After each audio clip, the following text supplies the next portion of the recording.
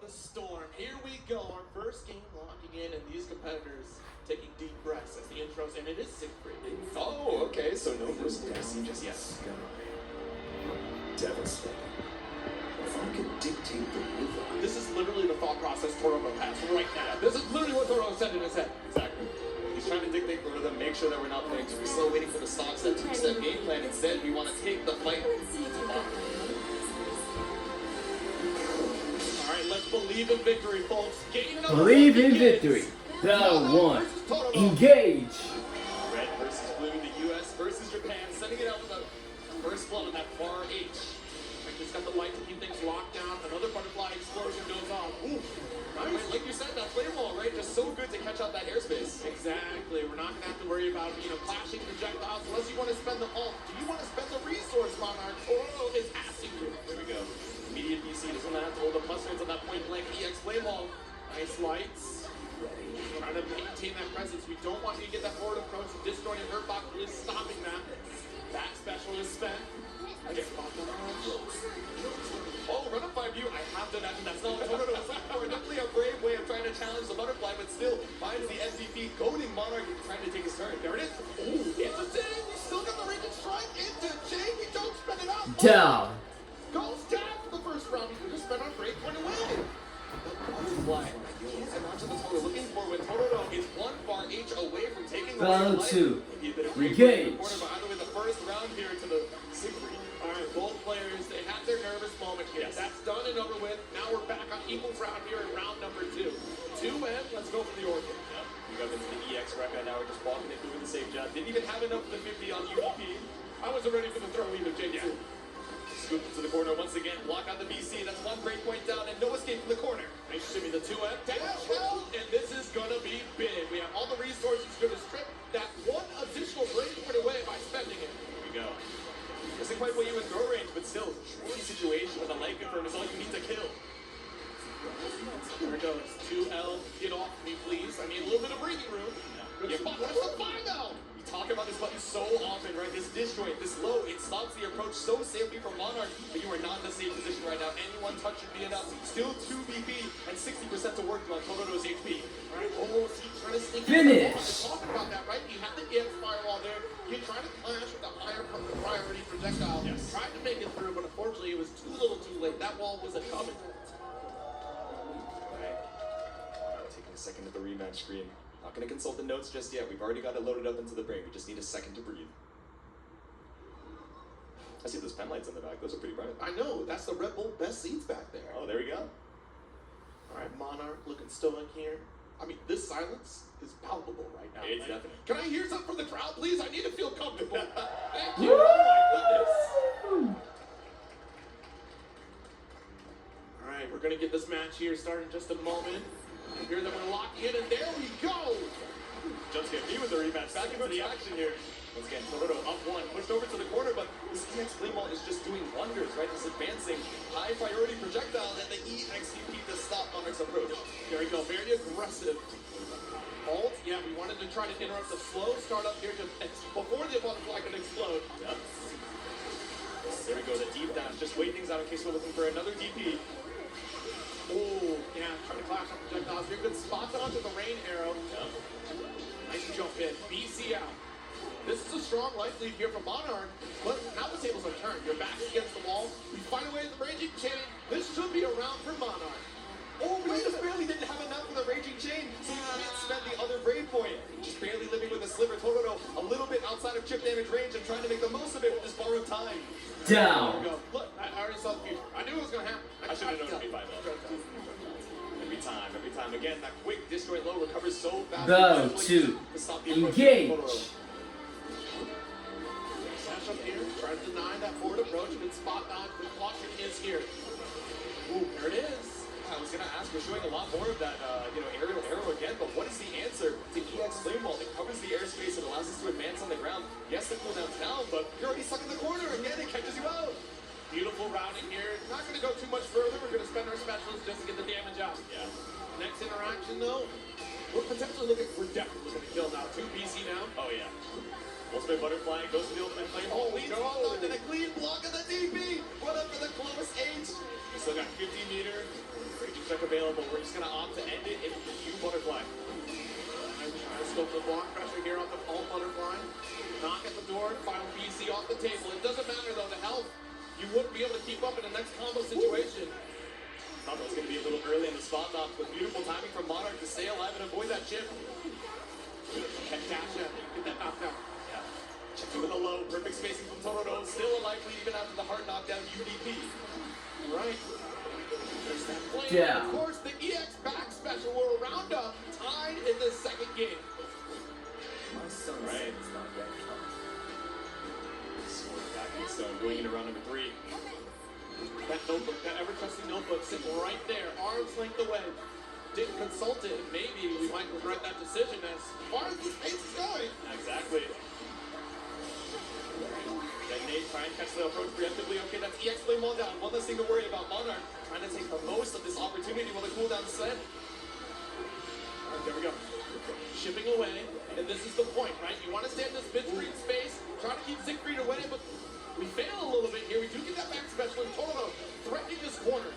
Yeah, I like the spot though for the flame wall and the immediate 2M. We were trying to catch up to 667 earlier, but still Monarch fighting to make his way over to the other corner. We have U Butterfly, so a couple Zephyrs, these short hops into throws have pushed Totoro up against this East Coast corner. Excellent spot dodge from 5L interrupting the forward approach. That's exactly the button that we need right now, Monarch, but backs against the wall, and this is dangerous territory. SSBA on the table, let's strip 2 Brave Points to get a combo, but the light starter, we got this raging Finish. Monarch survives another round.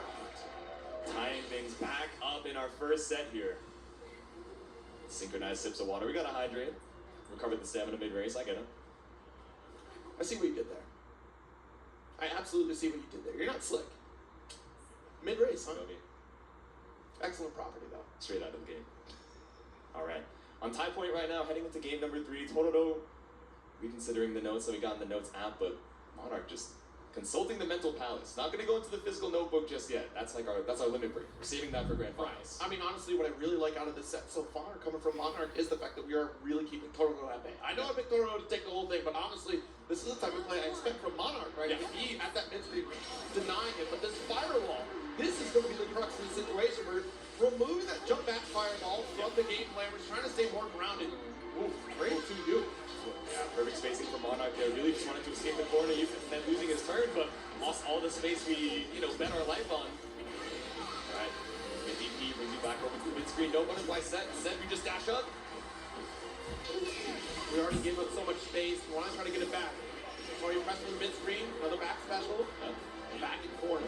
Spot dodges from Monarch have been on point, just trying to make sure Totoro doesn't get away with 3+ frames off of the EX special, but caught out here with a counter hit, sniped out of the sky into the airborne. It means we don't quite find the kill, even with 100. Monarch living on a sliver. Right, BC, ooh, very fortunate BC too. Yeah, right on point blank. Nice. Wasted resources on the side of Toro. At this rate, though, Monarch is going to need a way more lucky interactions here. Oh yeah. UFA with 5H again. Any of these bombs Yeah. pretty lethal, but the counter hit on the JH allowed him to get the 2M on the way back down. Round of Totoro. Big start here for Toro. See if we can take this lead. Bow 2. Engage. That 2M on the approach here, the flame wall. Yeah, we have to spend EX for EX to trade out. Staggers here on the lights, but Monarch kind of getting brave there. Got the 5-0. Yeah. Looking for a shimmy, but nothing found off the backdash. Monarch content to hold down back, looking for these IPs as well, just to get a tiny bit more extra meter. We need that DP to threaten and escape off the corner.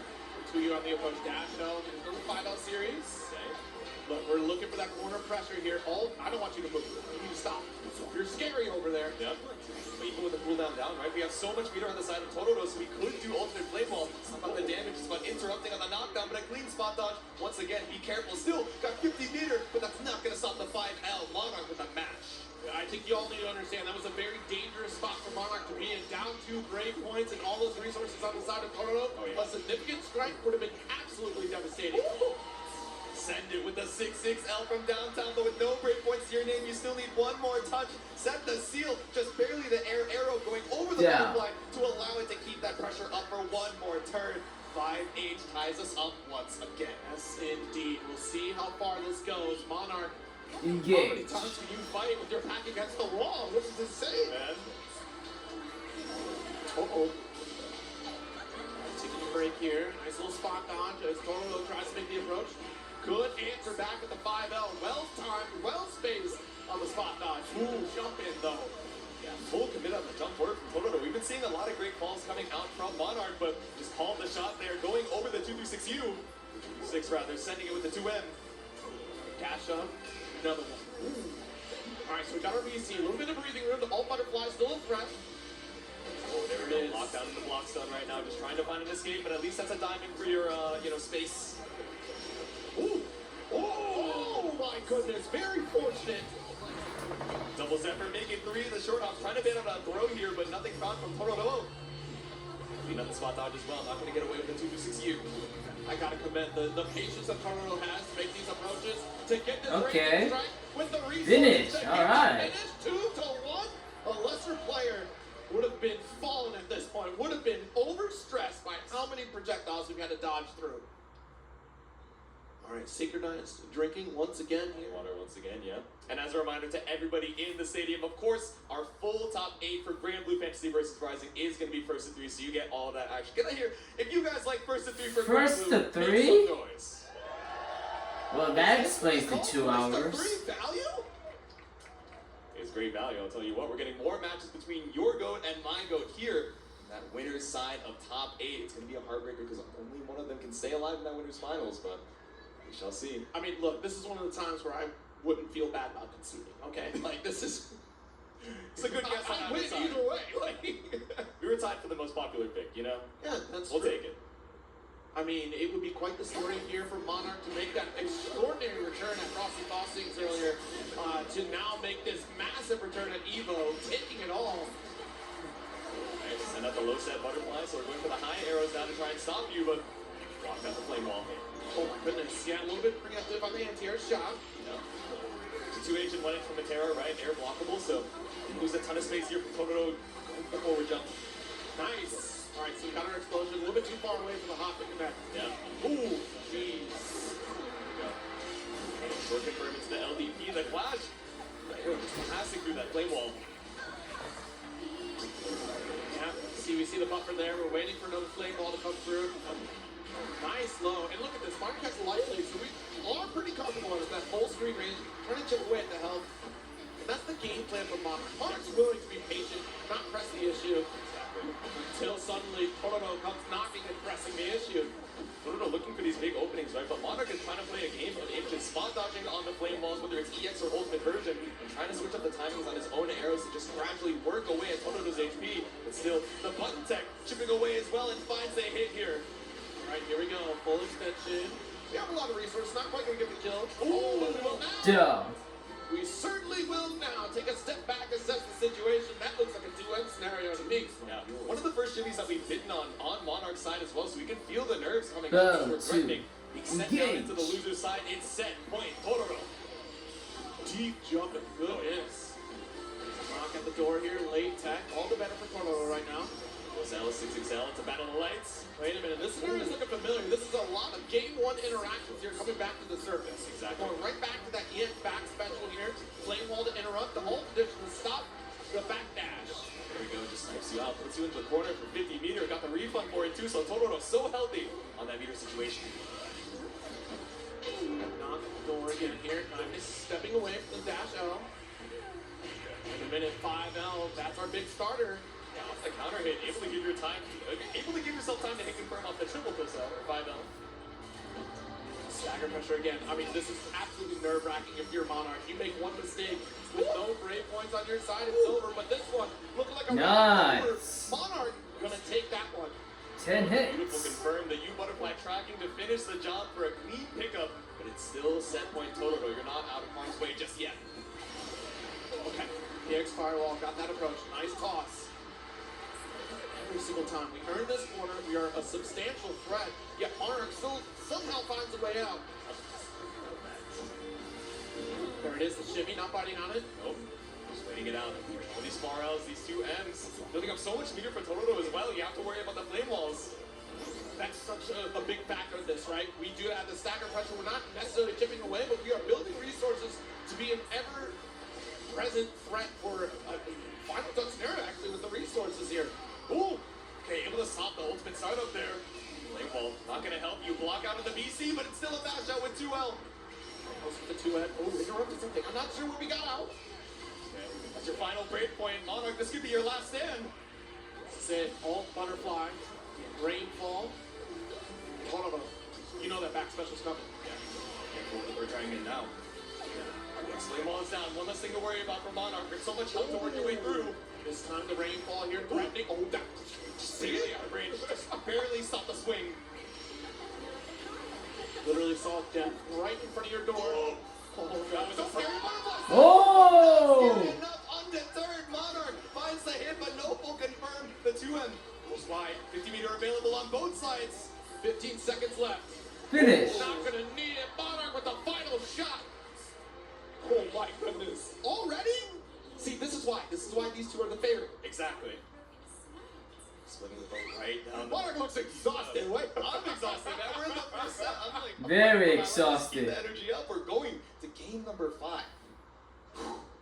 This is the way to start it off. This is Oh, yeah. why these two are favored to take it all. I mean, we're talking about the cold calculation of Monarch, and Tororo has the heart to try to take this one. Try to come out on top.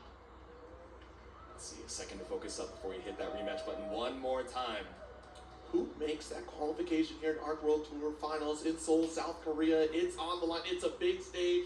That energy, I'm telling you, when you are on this stage, it is like nothing else. The pressure is immense. Sure, you've been to your other events where you feel this pressure, but this is a full-size arena with a massive audience behind you. Exactly. All eyes on you, trying to stay alive in the winner's side. Game number 5, clean spot dodges coming out from Tororo immediately at that far H hitting basically full screen on the extended rear box. The stagger, but the late tech comes through. Nice little 5L pressure here. Block on the hump. Cheese for the explosion to be locked down. I feel like Monarch is really trying to own this screen space right now. And great to run up with that alt butterfly right there. Yeah, big spin. Here we go, another 50-meter available, but it's scary. Tororo trying to threaten that space so you don't feel comfortable sending out that ultimate ethereal seal. Oh my goodness. Wait a minute, when's the last time we saw that alt TP? I think game 1. It's been quite some time just leaving him in the back pocket, but it's the threat of that UDP that puts that stagger in the pressure of Tororo. Dash up approach here.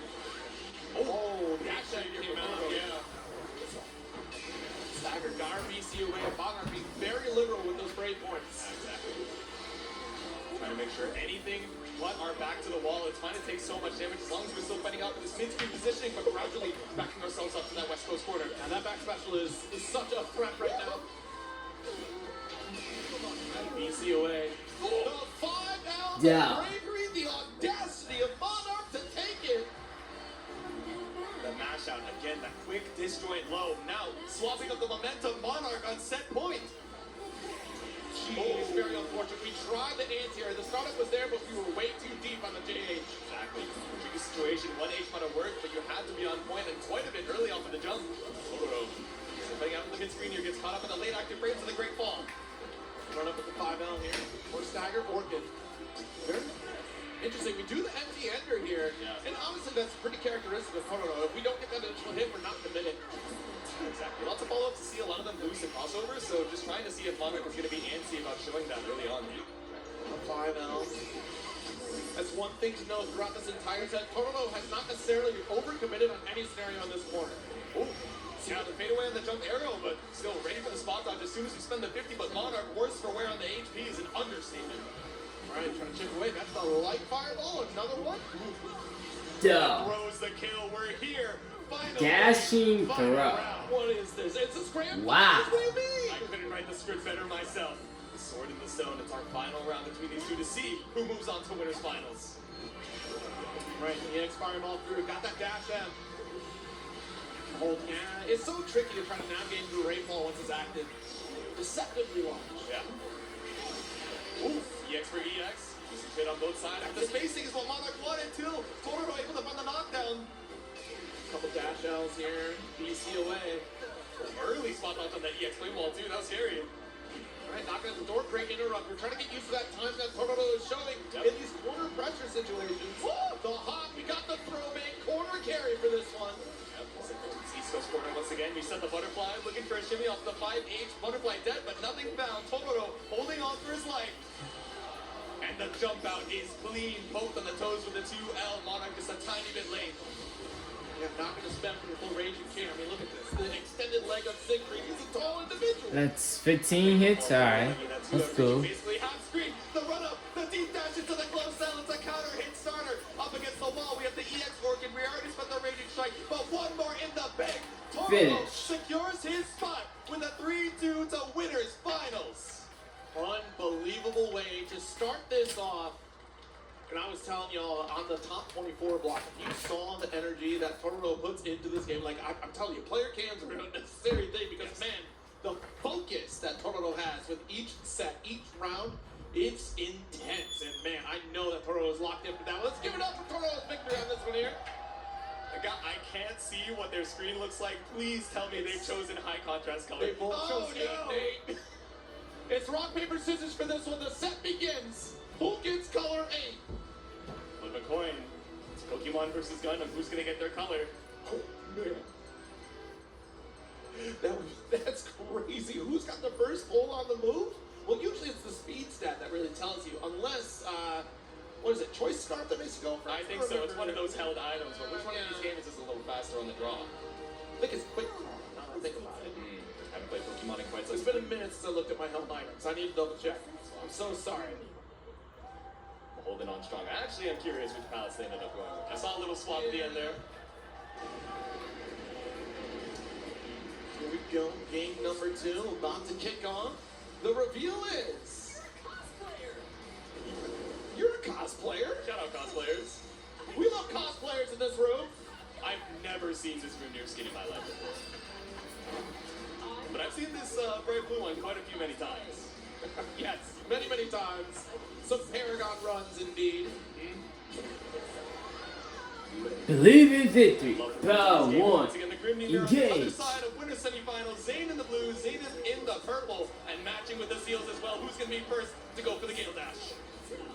Right, Zane pulls the trigger first, but again, already stand blocking here. Great audible call from Zane to not press the issue. And already, that first corner situation going in favor for Zane. Ooh, the mashup though. Didn't believe in that 5U. Says, I've seen this setup before. I know what you're looking to bait out. Alright, perfectly on top of the seals. Doesn't even need to give up tempo to set them.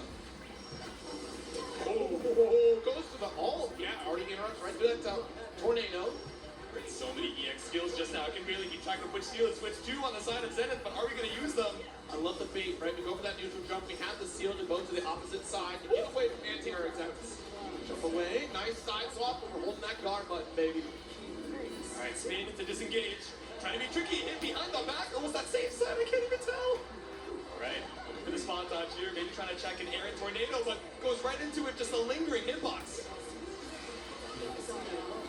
DC away. Dash L. Let's get this interrupt going. Double seal. I don't think he'd be able to activate twice.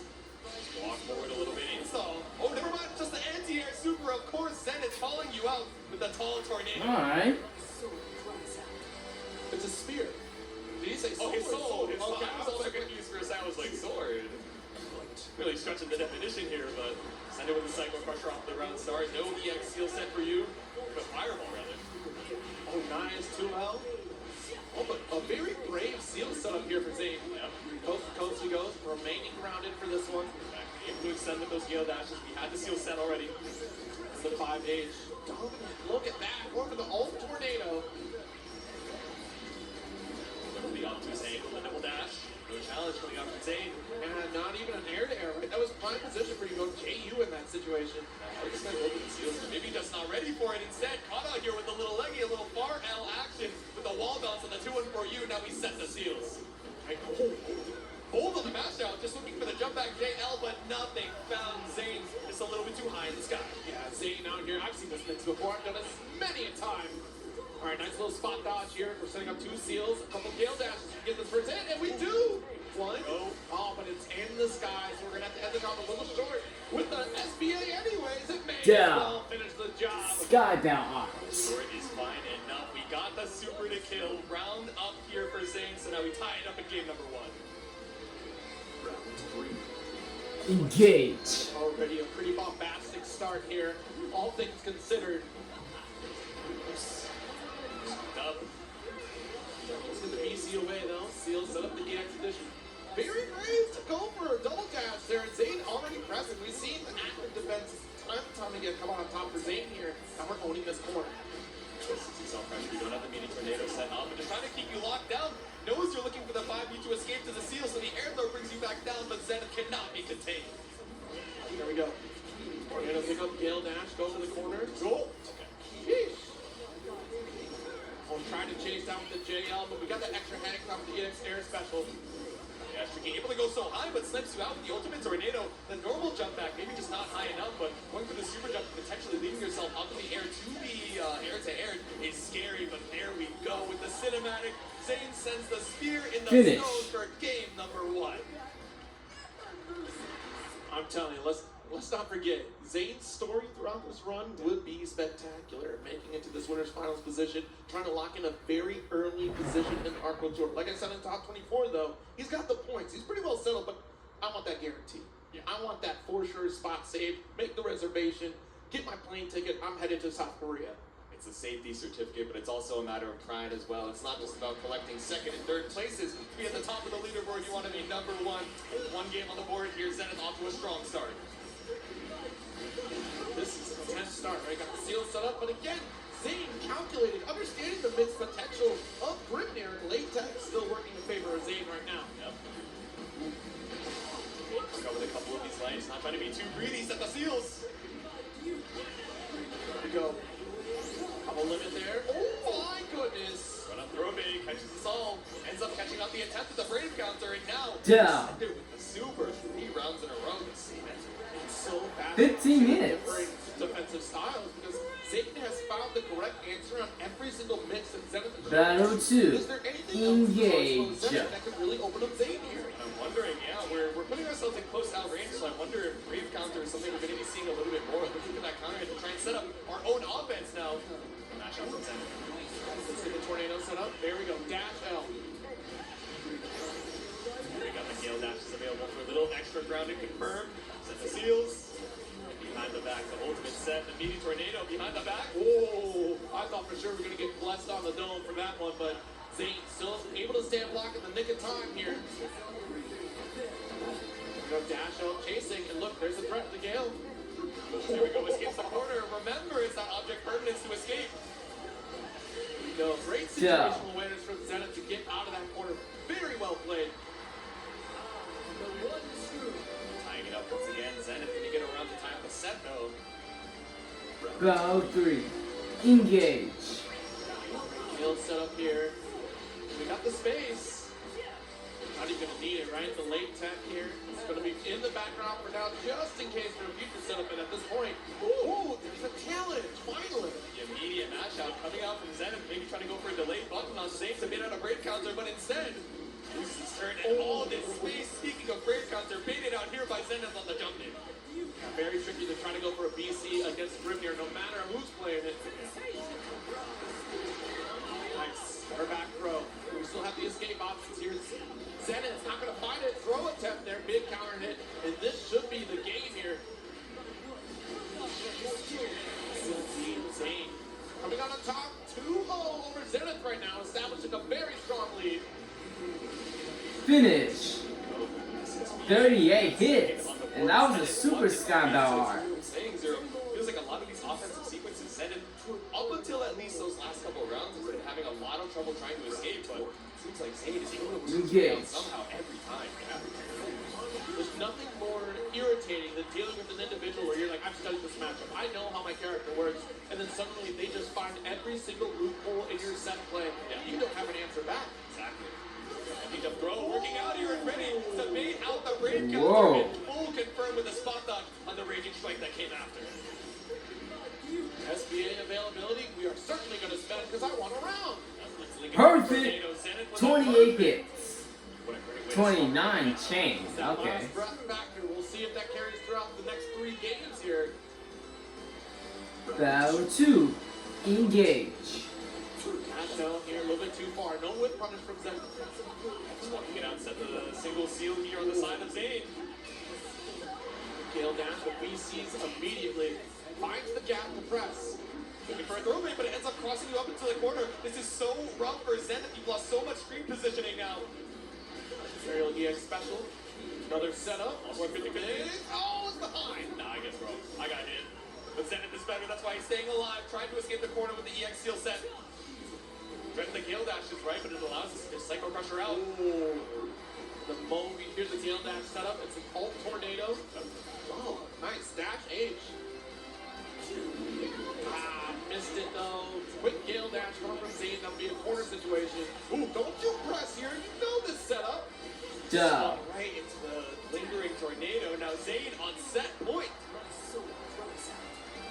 Yeah, it definitely says soul. Yeah, Definitely said it was soul. Battle 3. I feel really silly Engage. too, Jason. Alright, a little backdash action here. Feel the pressure on Zane's side and walk himself into the corner, but that's immediate break counter out. You gotta spend it early. It's so difficult to find an opportunity once you're already in that pressure. Hello, stagger again. Ooh. Nice. Ooh. Z formation. We'll see. Listen up for corner. Alt edition. I can't see. There's another high. Yes, right on 2 50-50s in a row. That's at 25%. Pulling up here for Zenith to escape with the 5U throw. Jeez, yeah, it's a garbage check every single time. Yeah. And Zenith's not ready to block. This is going to be it. Zane closes out Finish. the set. 3-0 victory over Zenith. And a dominant performance. The king of Grimnir's right now.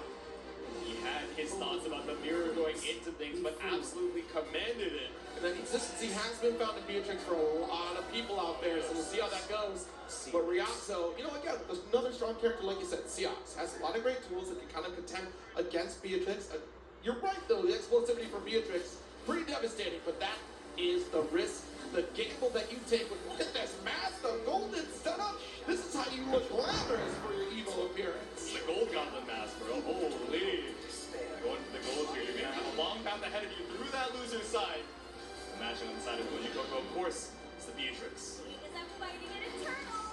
I've been firing on all cylinders from the get-go. Believe in victory. Battle 1. Opening Engage. Give it up here, loser's side, Koji Coco or Riazo. Ooh, immediately jumping over. It's not the empty hand to go over the fireball, but instead it's that M9 kick. Ooh, all right, got our gated demons, though. They both kind of blend into the Coliseum a little bit too. I'm realizing at least we got the Change the stage. yeah, we got the Black Cloak at least. We got the Thunderbird as well to bring you over to the corner, but a bold match out from Riazo says I'm not going to hold any pressure. All right, stagger with the dash L here. Let's not get in our own head about it, right? We don't want to beat ourselves up thinking about this match. You got a job to do. So old Rekka comes out, blocks the ride free.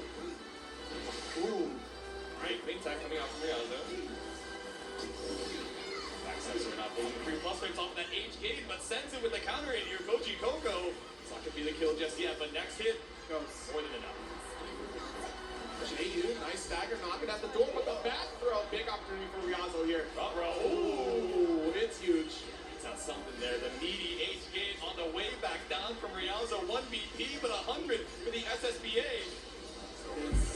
Super Oh Super my goodness. Sky By down. the way, you were worried about Beatrix hurting? Have you seen 6 damage? Duh. You got that SSBA. 41 hits. Well, yeah. Only the strong. Right, first round to Riazo. And that's that comeback factor we have to think about too from Riazo. At any given moment, Riazo suddenly just locks in, hits a black flash out of nowhere, and goes, I'm in. Exactly. Okay, something the approach there with the far L, just a little bit too far for it to be. Ooh, yeah, that's actually a pretty good interrupt, right? Because if you commit to the 5, you got 5 L's fast enough to actually recover if Riazo decides to not teleport on it. Exactly. Okay, now we're trying to keep space with the far L. Riazo with a match of their own.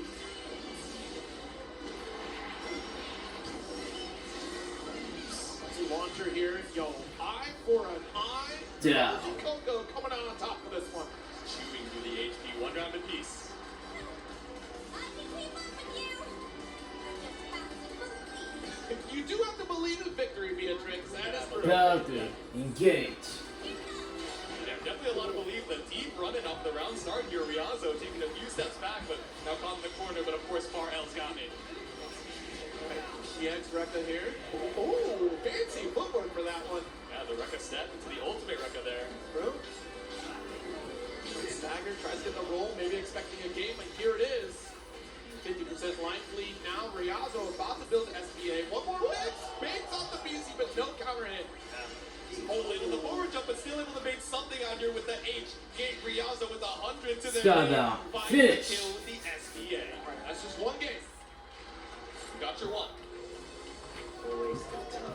Yeah, what was he so nervous about? That's a great question. I don't know, but it is scary, right? It's always volatile. You see Coco's face? He's like, keep your lock in, buddy. Hey, listen, We got a job to do. Engage. Our minds right now. Can we go? We got a curfew. We really do, actually. Yeah, right? Especially on Coco's side. Uh-oh. Alright, send it with the fireball. Actually not able to cross up after the forward jump. Oh, geez, yeah. The hand to call through.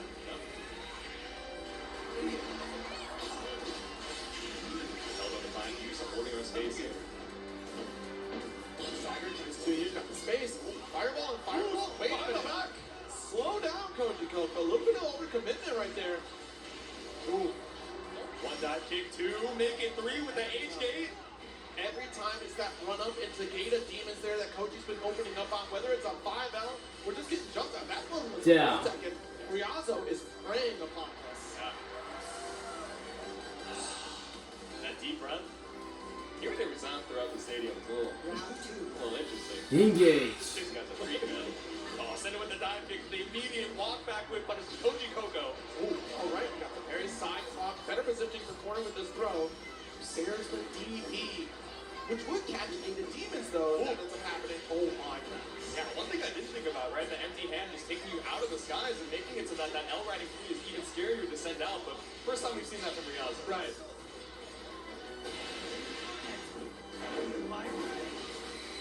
32 chain.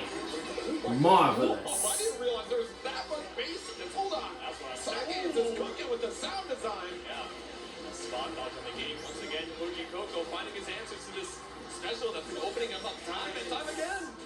That low. With the stinger. Wait for the base. See, this is why I love Finish. Evo Arena Day, because you feel all the sound quality coming in through. Y'all feeling this? Like 2-0 lead right now for Riazzo. Absolute crunch Koji Coco saying, alright, what if you just like give me one? Give me a chance. Come on, man. It's like one game for one time. Big jump in. Alright, nice run with the throw, but the late tech. Good throw. Another one, though. Riazzo's back against the wall, got the 5U. That's the answer, though. All-star chaser, put you right back in the corner. Uh-oh. Wait a minute. Koji, what did you say to Riazzo? Because I think you jinxed the set. Well, I'm saying, Down. Pulled up the 2L, I was like, it's surely scaled. I thought about 6 health, I thought about the health we had left. I was like, never mind, we build this something for the clean kill on Koji Coco's side. Round 2. Engage. Engage. The jump back. The dash L, though. Close the gap and still keep this pressure going. This is exactly what BMX wants to be. Yep. But you have to worry about the parry pressure or even a 2L interrupt come from Riazzo. Oh, there we go, an interrupt Uh-huh. the plus rings. I'm Okay. actually not going to go Uh-huh. unpunished here by Koji Coco. Ooh, there we go. We're talking about throw baits that were opening up Koji, and now we got our run up and Thunderbird as well.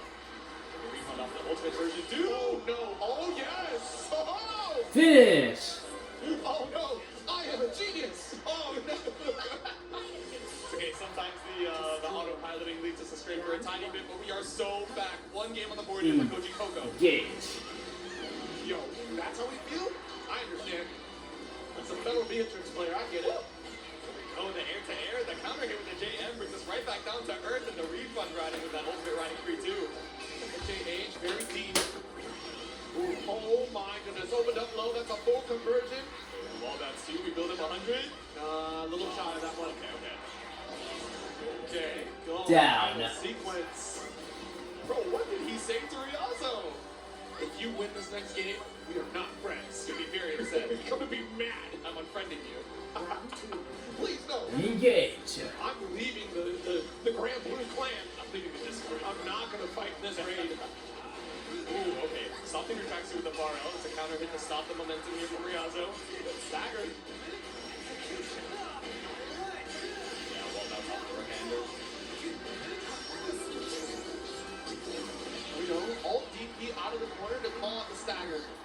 Okay, you cross up.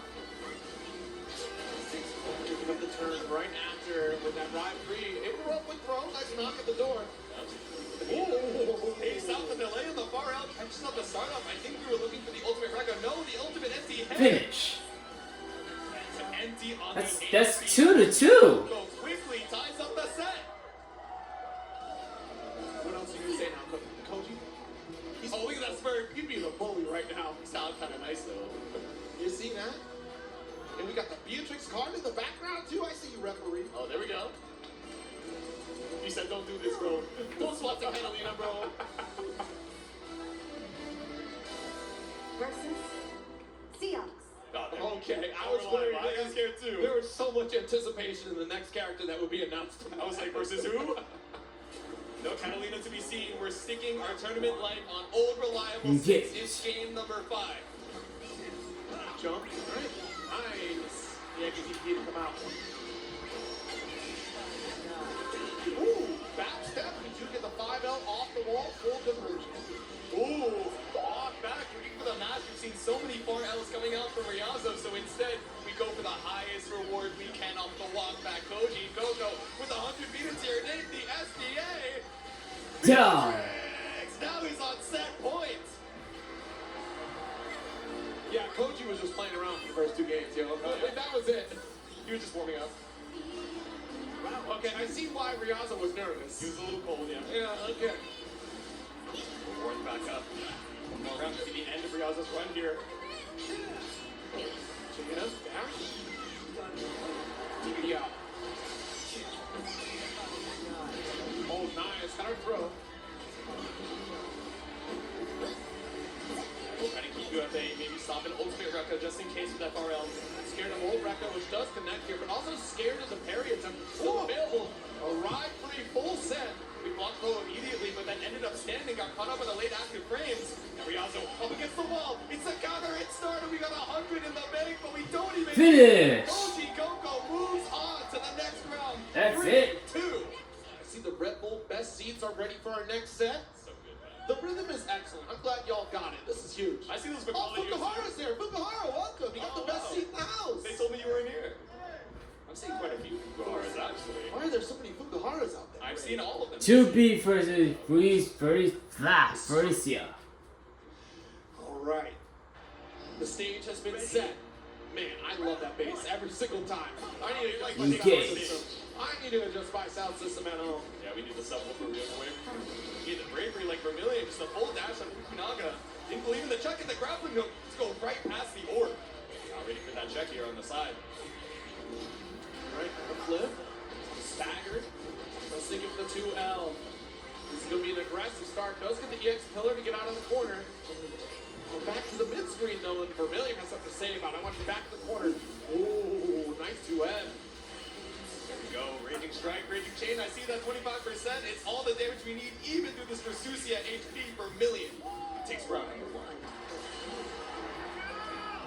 That was hardly an answer coming back from Fukunaga on this one. He got that one opportunity out of the corner, but Vermilion was very quick to correct the situation.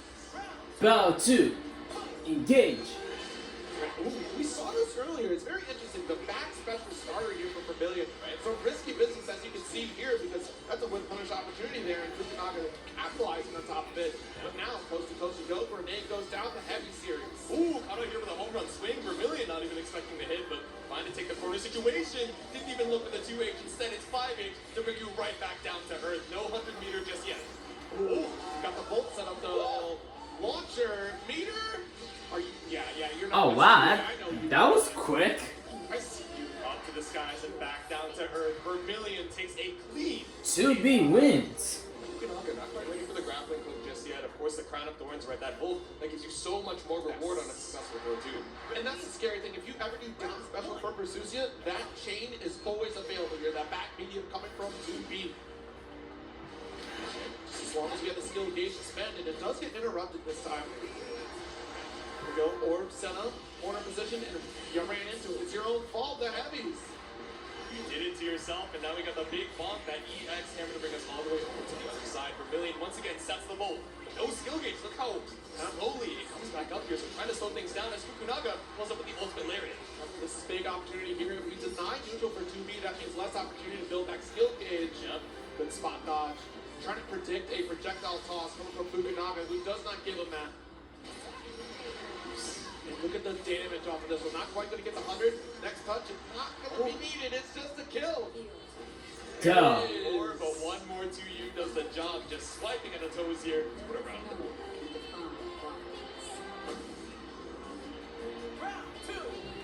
Engage. To round 2 we go. Big jump in the EX.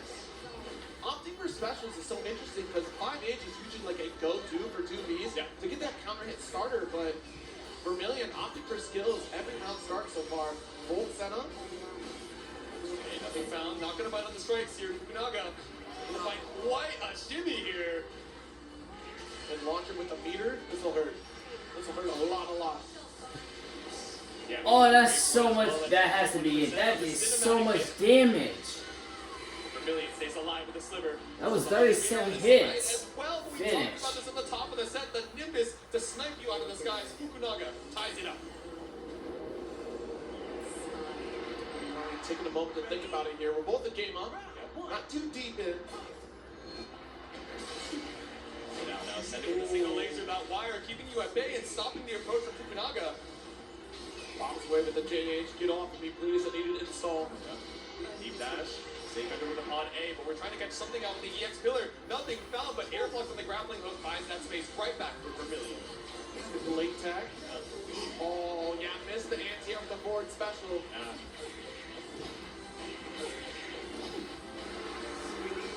Nice back special. That will be a punish. Good jump tackle. I can't imagine that's what you're looking for there. Has to be a misinput from Vermilion, which loses you the corner. And now you gotta spend 50 just to try and escape. Run up, throw me from Fukunaga with a jump back. That's huge. Falls the jump mark here with the pillar. Oh, what a bait on the BC, the 2M. Look, that's an extended leg. She's a tall lady. Oh, that one a little leggy, but it's still the run up after the dash L. There it is. Right Hey. Ooh. Vermilion. You're scaring me, dog. Thank you very much. Down, down, arm. Let's clean this up. Down. Crucial. That could have been devastating here. We got all the resources inside of Fukunaga for the kill. And honestly, Vermilion, you can't get too many mistakes like that going on because at this level, Battle 2. that Engage. is devastating. Exactly. I would say everybody gets one, but that's the kind of thing that can lose you an entire set. All right, here we go. Heavy swing, bombs away. 2 spot dodges, 2 key blades. Two bombs, stay away. I'm out of here. All right, all the way over to the other corner already. Fukunaga, such a big health lead, sniped out with a pillar now, but looking for one more shimmy.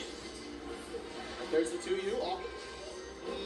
I'm pretty sure we could have got a conversion for kill. Doesn't matter though. Set up for the ult. Keep the block pressure going. We are ship territory. There you go. There's no blow in that bar, so you got to be perfect on the spot dodges, the crossovers. Down. Sniped out with the EX pillar, just waiting for that jump on Vermilion. Choose war over peace. I mean, you started it. Jeez. That's what I'm saying. Calamity of the world. I think we know who started it, but there we go. The anti-air pillar, which is so high in the sky as well. Such a great answer for Fukunaga. Pillar. Finish up the bold setup here, and again, BC out. Oh, what a hard read on that Mirage. There we go. Now it's the 5-8 starter, just resounding to the stage. Bold setup here for extra damage and the install. Final brave point off the table here. Ended up losing your turn forward, though. Vermilion content to wait after the jump in. Oh, Ooh. the gravity well, the light Oh series. my god. Close up, close up, close up. And we still have the full lock combo waiting. Hey. We go for the close cells there, well, just the 5L in 2B's case, to make sure we don't get that launcher, so we can extend our combo even further, guarantee that kill. Well played. Here we go. I saw 5 L's back to back. I was thinking of a certain Akatsuki loop. I'm sure you guys know him. Hey, wait a minute. Don't talk about my character like that. He's sick. He's dope. The wrong game. Still back into the scrambling top 8. Game number 4, Vermilion. Trying to punch his ticket to losers quarters. Spot dodge there. Run up by them. No challenge here on the side of Fukunaga, but catches on the far out. Heavy series. Nice roll through the gauntlet. Doesn't want to hold the plus frames. Bill. Ooh, the lariat from downtown. The jump scare on the dash in. Ooh, 2M.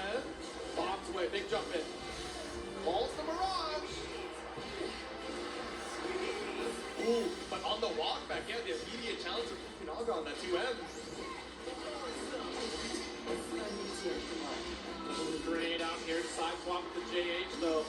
Vermilion looking worse for wear. Oh, stuck with the JU. This is a round here for Fukunaga. We got all the raging Down. strikes, but don't even need it after the auto combo, the double ultimate orb to get that corner carry. Can Vermilion finish the job, though?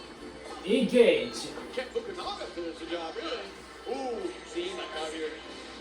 Like I was saying, though, that pillar, when you go through those chains, you're able to work right through. It's risky business trying to calculate the positioning of 2B, setting up those projectiles.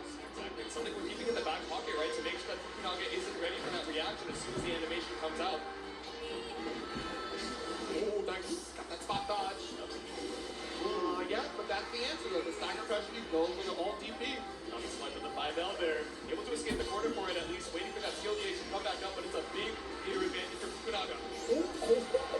You gotta love that tricky stuff here right after the mid-miss.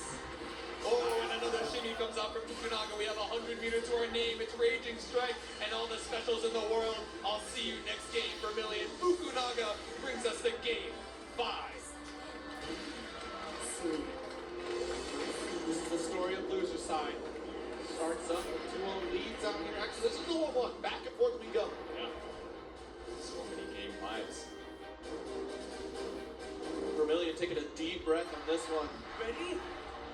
Fukunaga wiping down the hands, trying to dry them off. The stress is there. You can tell. We're working hard for this victory. It's our tournament life. Straight off the Mod Z.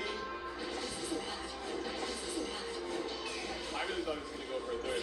Never does 3, but we do poke out with the dash B2L counter hit. Fukunaga and a huger counter hit with the 2H. Let's get the alt pillar here. Nice launcher.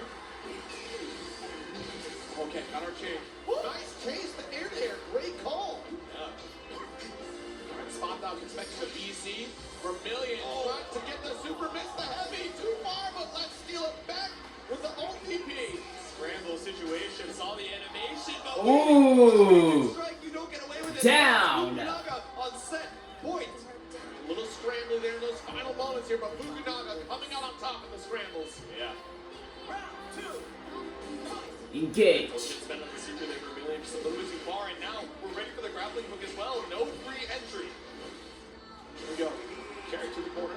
Couple 2 L's. All right, full setup. There it is with the late tech. Yep. And great counter out. Fukunaga, big health lead right now, but trade the BP for BP. Yeah, actually, you spent the install on that. That's when we got devoured by the BC, the 2H. Big launcher. Remember what I said from anywhere? I meant it. Any stray hit, even that high in the sky, but a big call out the 5M straight into the super. Vermilion has turned the BP situation on its head. Full setup here. BC is off. Yep. Trying to get away from the crown of thorns, but Fukunaga, Finish. the Nimbus, the That's Eagle it. Lariat, does the job. Moving on to losers quarters. 3, 2. And you gotta recognize that was a sound cue. The moment we heard the skill activation, Fukunaga pulled the trigger on the alt pillar. Let's give it up for Fukunaga's victory, folks. That's huge. All right. The stage has been set.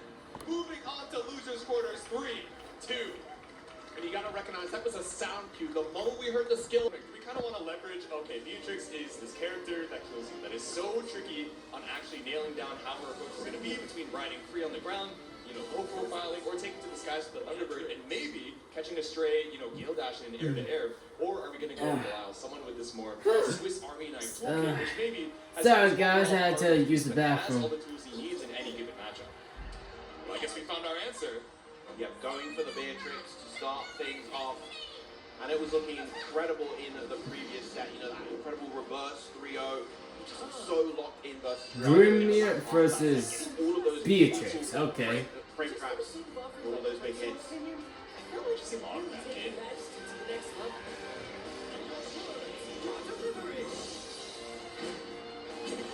He's so creamy. And I mean, Leave that- in video. Bell. He is free. Engage. I mean that absolutely isn't in terms of endearment. Exactly. Grim is not Great cringe. affectionate, but we're setting up the Yeah. tornadoes, not trying to be too greedy about setting the EX seals, knowing that Koji Koko is looking for a riding free on that EX flash. Wait things out, set out the lingering tornado. Koji Koko with incredible patience right now, to take the chip. But double apply on the seal. Trying Sorry. to take Sorry out about that. Code any reaction, and finally that ultimate Star Chaser comes out. Koji Koko just kind of walking back and forth, steadily building up that meter so that he has more opportunities to use these new skills now. Has Zenith in the corner. Looking to throw in with the end Thunderbird, but it's guaranteed BC point. We're Brave countering our way back out Ooh! Counter hit 2H off the wall bounce too. Magnificent 2H and optimizing the follow-up as far as possible, even ending with the LDP, but a huge hit coming out from Zenith. And look at all of this corner carry. Oh, Tricky ends up putting himself into the corner though. I can't imagine that was intentional, but still just threatening the single dash, able to air slot with another seal set. The control that players like Zane and Zenith have of these seals and the way to move around the screen is so strong and really what makes them as the best of the best when it comes to Grim there. But Koji Koko still the one to take that first round nonetheless. Koko going toe to toe, knocking you out of the Gale Dash. Wouldn't stay alive even with all the tricks upset in sleep. Round number 2. Engage. And starting it off very slow, just walking forward, looking for an opportunity to challenge on these tornadoes and the H riding free. But Zenith in the corner, but off the spot dodge, still Koji Koko's turn. Missing the potential 2U right there, getting the 5U instead. Still Koji Koko very much in control. Gets the 6 excel. That's going to lead to a full sequence. There we go, wall bounce time. I don't think we opt to spend the 100, so instead we just get the refund on Thunderbird. We're looking for the kill confirmed. Koji Koko instead opting to maintain all of those cooldowns the best as he can. Building back up all that 100 meter, but what a 623L from Zenith into the full conversion. Finds the escape. Gale Dash should be a little bit tricky, still standing on the seals. I love the use of L riding free right there, catching Zenith unawares. There's the nothing is forever 5U. What's the final hit? Whoa! But Finish. Koji Koko ready. What happened? Did we cross up the inputs, getting out the spin, or maybe just looking for an errant anti-air, ended up landing on the other side? Koji Koko taking the first game. If that was an intended easy input right there, and he tried to go for 2-1-4U, the Death Ride Tempest, that would have been unsafe on block at that distance. So I'm actually not quite sure what Zenith maybe wanted there. Maybe tried to catch the roll with the 63H. Maybe, yeah. The temptation, but And no seals in the corner to continue afterwards, but I don't know, maybe a moment of hesitation. But we're pulling up, adjusting our position in the chair here.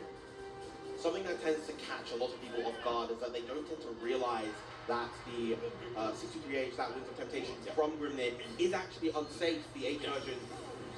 But Koji Koko is not one of those players that you're going to catch unawares with those matchup gimmicks. He's so studied. Yeah, especially with a training partner on Paragon in Zane, right? These are one of these things that you're gonna know in like the back of your head. There we go, thrown back into the corner here and setting up the EX seals for Zenith. And Koji Koko, I think, doing the right thing here, just taking the throw until that moment, and he is probably going to die for this. Yeah, exactly. Don't even need to have any of those VP taken away. We have SBA in tow and the extra damage off the Gale Dash start. No, he's going to live on the sliver. Just about. There we go, but still in throw range. It's a terrifying situation for Koji Koko. No meter for Zenith, but we could start chipping away to threaten the chip damage kill as well. But Delta Clock would start trying to make up this health deficit. Huge start. Koji Koko right there. The meaty close heavy for the plus frames. Nice spot dodge. No, not going to get away with chipping away with that EX Tornado. Yeah. But standard Psycho Crusher catching out Koji Koko now. Yeah, that Death Ride Tempest. And the thing is, Zenith is one hit away from death. It's strong close heavy, like a frame trap right there. Would have led all the way to a down spot conversion into SPA. So have to be careful. Willing to risk it right there. Exactly. Set the lingering tornado. Now we have our EX seals, but Koji Koko isn't going to get you the opportunity to utilize them. Brings us all the way to the West Coast corner, and we poke out with the 2L. An unfortunate match on Zenith's side. Just guesses wrong. Very, very nice. Not going to go into the SPA right there. And the frame trap, we saw that earlier from Koji Koko. He uses the low triple attack ender and then gets the meaty close heavy. Down. Not ready for it. 15 chain. Too often from other Beatrixes. Exactly, just a little bit of a switch up on the visual stimulus, maybe thinking, oh, it's a whip, it's my time to mash. It was a mess up on the setup, but instead it's a Frank kill. Koji Koko ties up the rounds. Okay, clash on the EX fireballs. Playing is very aggressive, doesn't want Zenith to play that fireball game, and a huge counter hit on the F Thunderbird right there. I have to imagine we were just a little bit too late on the 2H. Stuck in the corner here. Koji Koko caught up on the 2M. Yeah, love the option to mash the 2M there. Enough range to catch that backdash as well. Nice one, but so many active frames, and it was meaty enough to lead into a combo. You gotta be careful of the shockwave as well. Scary to spot dodge. I know you're looking for that ultimate star chaser, that fireball when you're looking for the spot dodge, but Zenith, you got a lot of HP to try and recover here. Got the Life Lead somehow blocks out the ultimate fireball, but Gale dash down. Koji Coco ready to Finish. catch. It's 2-0 in losers quarters. And that was such a smart far medium right there, because had Zenith gone up and approached closer to Koji Coco, it would have been a close medium and potentially anti-aired him right there. Now 2-0, only one game away from advancing to the loser semis. You catch either way. Fine with letting you set up the seals. It's EXDP just to run you down outside of that effective range. No dashes to be seen. Oh, using the 2H extension this time, and going to end with the U Thunderbird hard knockdown. Go, we take to the skies, but Zenith content to hold down back, I say, as we finally catch the match with the walk back far end. Once again, going to end with that U Thunderbird, and just the overall meter refund that Beatrix gets off of these setups is so solid. Ooh, big whip from the far H, Zenith just staying right out of range, but ultimate DP for Koji Coco. We want that hard knockdown. It's one more leg confirmed to kill. Back to where we started. No anti-air attempt from Koji Coco. Finally, you send the seals, but one last scale dash does the job behind the back. Yeah, you saw that Koji Coco try to anti-air right there. Gets clipped by the JL, but no conversion from Zenith.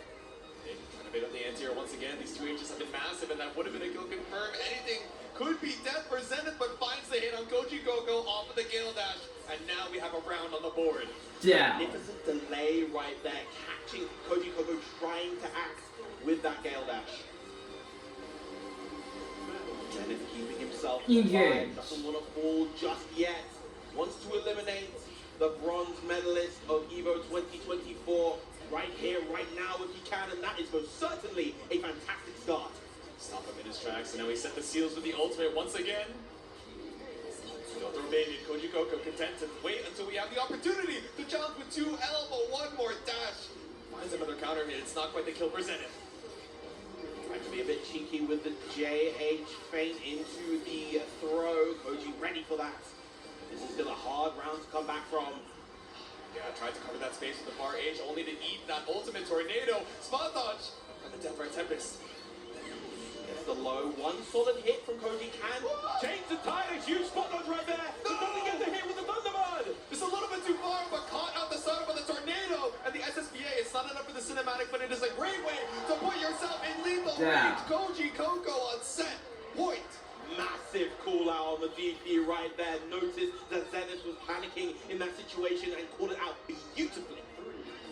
Engage. Stay locked in and in charge. One more round could be it, but caught up by the EX Tornado. Doesn't matter, we still push on through with a 6XL.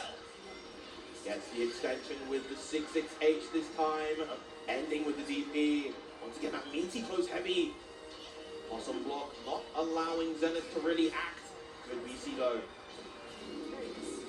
Double dash. We found we're still checking with the far L with the back dash. Caught out here with the ultimate riding free. No pickup off of the EX Thunderbird, but still able to hold on pressure. They're not quite in range to get that pick up, and you see the swing to the far heavy, just trying to prevent Zenith from getting anything started. Yep. Preemptive in case we're looking for the Gale Dash, but now so far away from your seal. Careful with the shockwave. Throw tech. That time, the spot dodge, properly timed to avoid that shockwave. Oh, put himself in the corner, but gets the hit nonetheless. Yeah, the first anti-air we baited out with some of these Z formation dashes. Zenith now off to a great start. Not going to spend the SBA just yet until it's lethal, but Koji Coco with a well-placed smash. Huge match right there. Gets the counter. Does another one. Oh, still close on the anti-air. Great confirm from Zenith right here. This is going to do a lot of damage. Doesn't have quite enough to get the KO. Just going for the meaty tornado. It's an awkward knockdown in the mid-screen. Not quite close enough to the corner.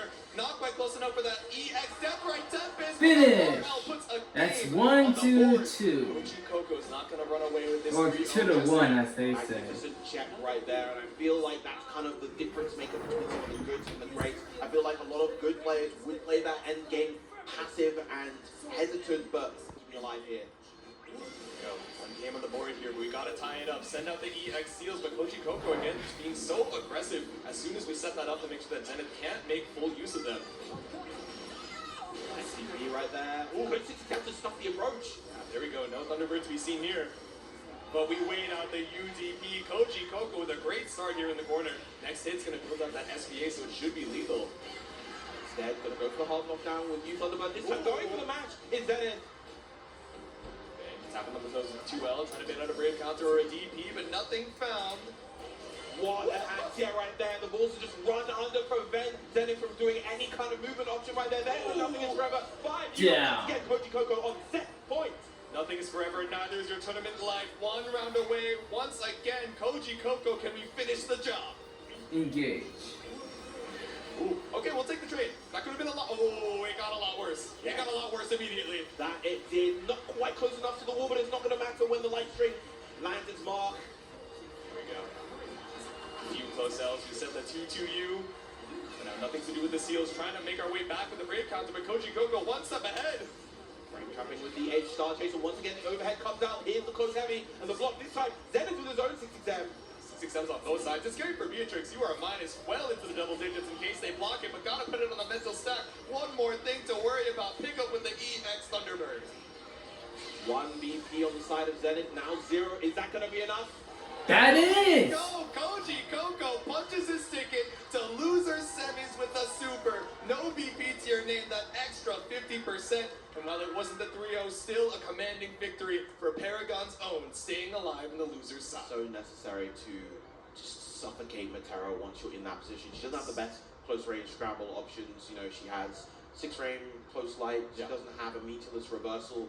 She does have a share of evasive options. She has a good 2M as well on defense. Not the best, not a very good defensive 2U. Yeah. But, you know, if you're able to give her that inch, she can weasel her way out from the hop as well. Exactly. Out the corner. It can be tricky to keep her pinned. And of course, BC. Yeah. She's got a few ways to try and escape here, but let's see how Fukunaga tries to navigate the absolute minefield as we head into the other Miniature side. for Sucia. Using both the EX Orb and the EX Killer. Fukunaga now out of options to threaten that space. Never mind, of course, the Samsara, I believe, the 214H closing the gap. Little lariat action, just bringing us over to this West Coast corner. Once again, feeling so comfortable just sending it with the 5U install. Nothing else, goes to the empty jump throw that time. Yep. Oh, just about missing on the H Nimbus. Can't go for the pressure with the safe jump even. Okay, we're just poking out with the 2 Ls, a little bit space, so we go for the 2N, but nothing found. Monarch backed up against the corner once again. No follow-up from the L Nimbus. It's going to be a huge amount of damage off of this.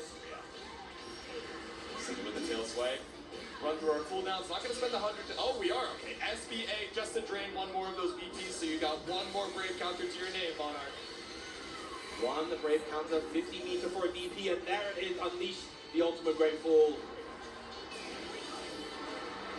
On the glass, that's one brave counter down from Down. Fukunaga, but still taking so much extra damage. The counter zoning of the EX pillar cannot be understated. Yeah, the H pillar are a little bit faster than the L and M pillars, Yes. so it is able to kind of create trade situations a lot of time. Huge jump in right to start things off from Fukunaga, carrying Monarch all the way to the corner. That is going to be an install into the Celestial Dominion as well. Go plus strings off of any of these specials. Keep the block strings going. Not gonna consume it off of the EX orb, just find it. Have ourselves spaced out. And there's the throw. Gonna go for another one, but ready with the tech, and there is a huge backdash shimmy. That is going to be more than enough. And notice this is actually going to be a perfect from Fukunaga. Perfect. Here we go, a stellar second round. Wait, I should say it right. Putting the Perfect. on the board here, Monarch. Yeah. Reconsult the notes, That's go it. back to the mental palace what we have. Getting a perfect on the Terra in general is very, very tricky. She has so many tools to chip you from all ranges, but getting a perfect against Monarch of all players, that is exactly the kind of momentum Engage. going into the next game. Yeah, barely even had any opportunity to set up the butterflies, especially the U butterfly, right? Some of these really strong options from Monarch, but we've just, like you said, been suffocated in this corner. We've had no space to try and weasel out. Good challenge right there with the far line. Tap on the toes once again with the 2L. We got the butterfly detonation. Spot dodge in the Great Fall.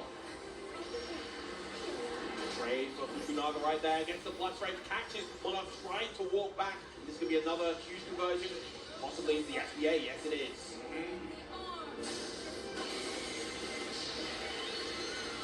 It's not the kill just yet. Bro is lethal though. Down. Is the Age Deadly Flare. Very nice. Fukunaga in real control right now. Monarch, how do we stop this onslaught? Real difficult right now. To be a little bit faster on the trigger, I think. Making sure that those arrows are able to hit that mark prevent Fukunaga from getting these pillars off, from getting these Anatia orbs off. Yep. So scary to commit to a dash. We've seen the walk forward on top of the butterfly, but already so much space lost, and now the EX Lariat from downtown Fukunaga has you up against the wall. It's deja vu once again. Empty jump throw again. Here's the meaty Anatia. Yep. Catch the jump Jumping out, into a grab. Nimbus, but Fukunaga still Wow. walking in the back, give you a little bit of space. You think you have room to breathe, but Monarch fighting for his life with these 5 H's. Monarch, the usual zoning game plan is just not working That's right now. 2-0. Navigating everything with the absolute perfection. There we go. Far end immediately with punish. Nothing to do on Monarch's side, but perhaps finally consulting the notebook. No, instead we're hydrating. Give ourselves a second to rematch screen. Yeah, take your time, compose yourself.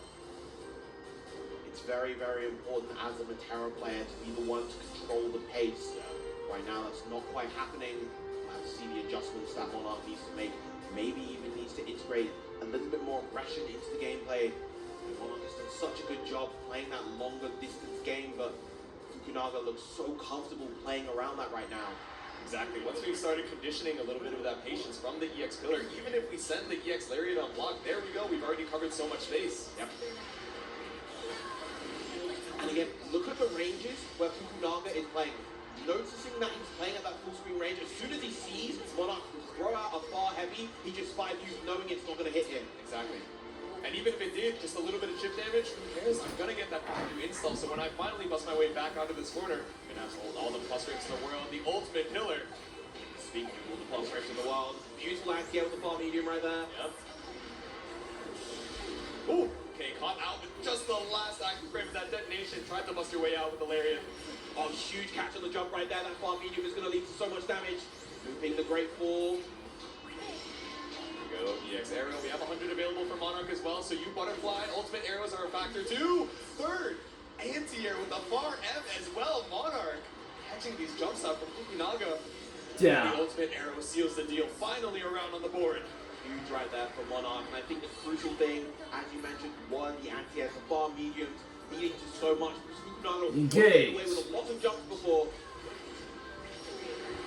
There we go. Now that we're back in the mid-screen, how are you going to deal with the threat of rotating this pillar, Nimbus, and the EX Lariat as well? Once again, stuck in the corner, but RM is doing the job right now for Monarch. That it is.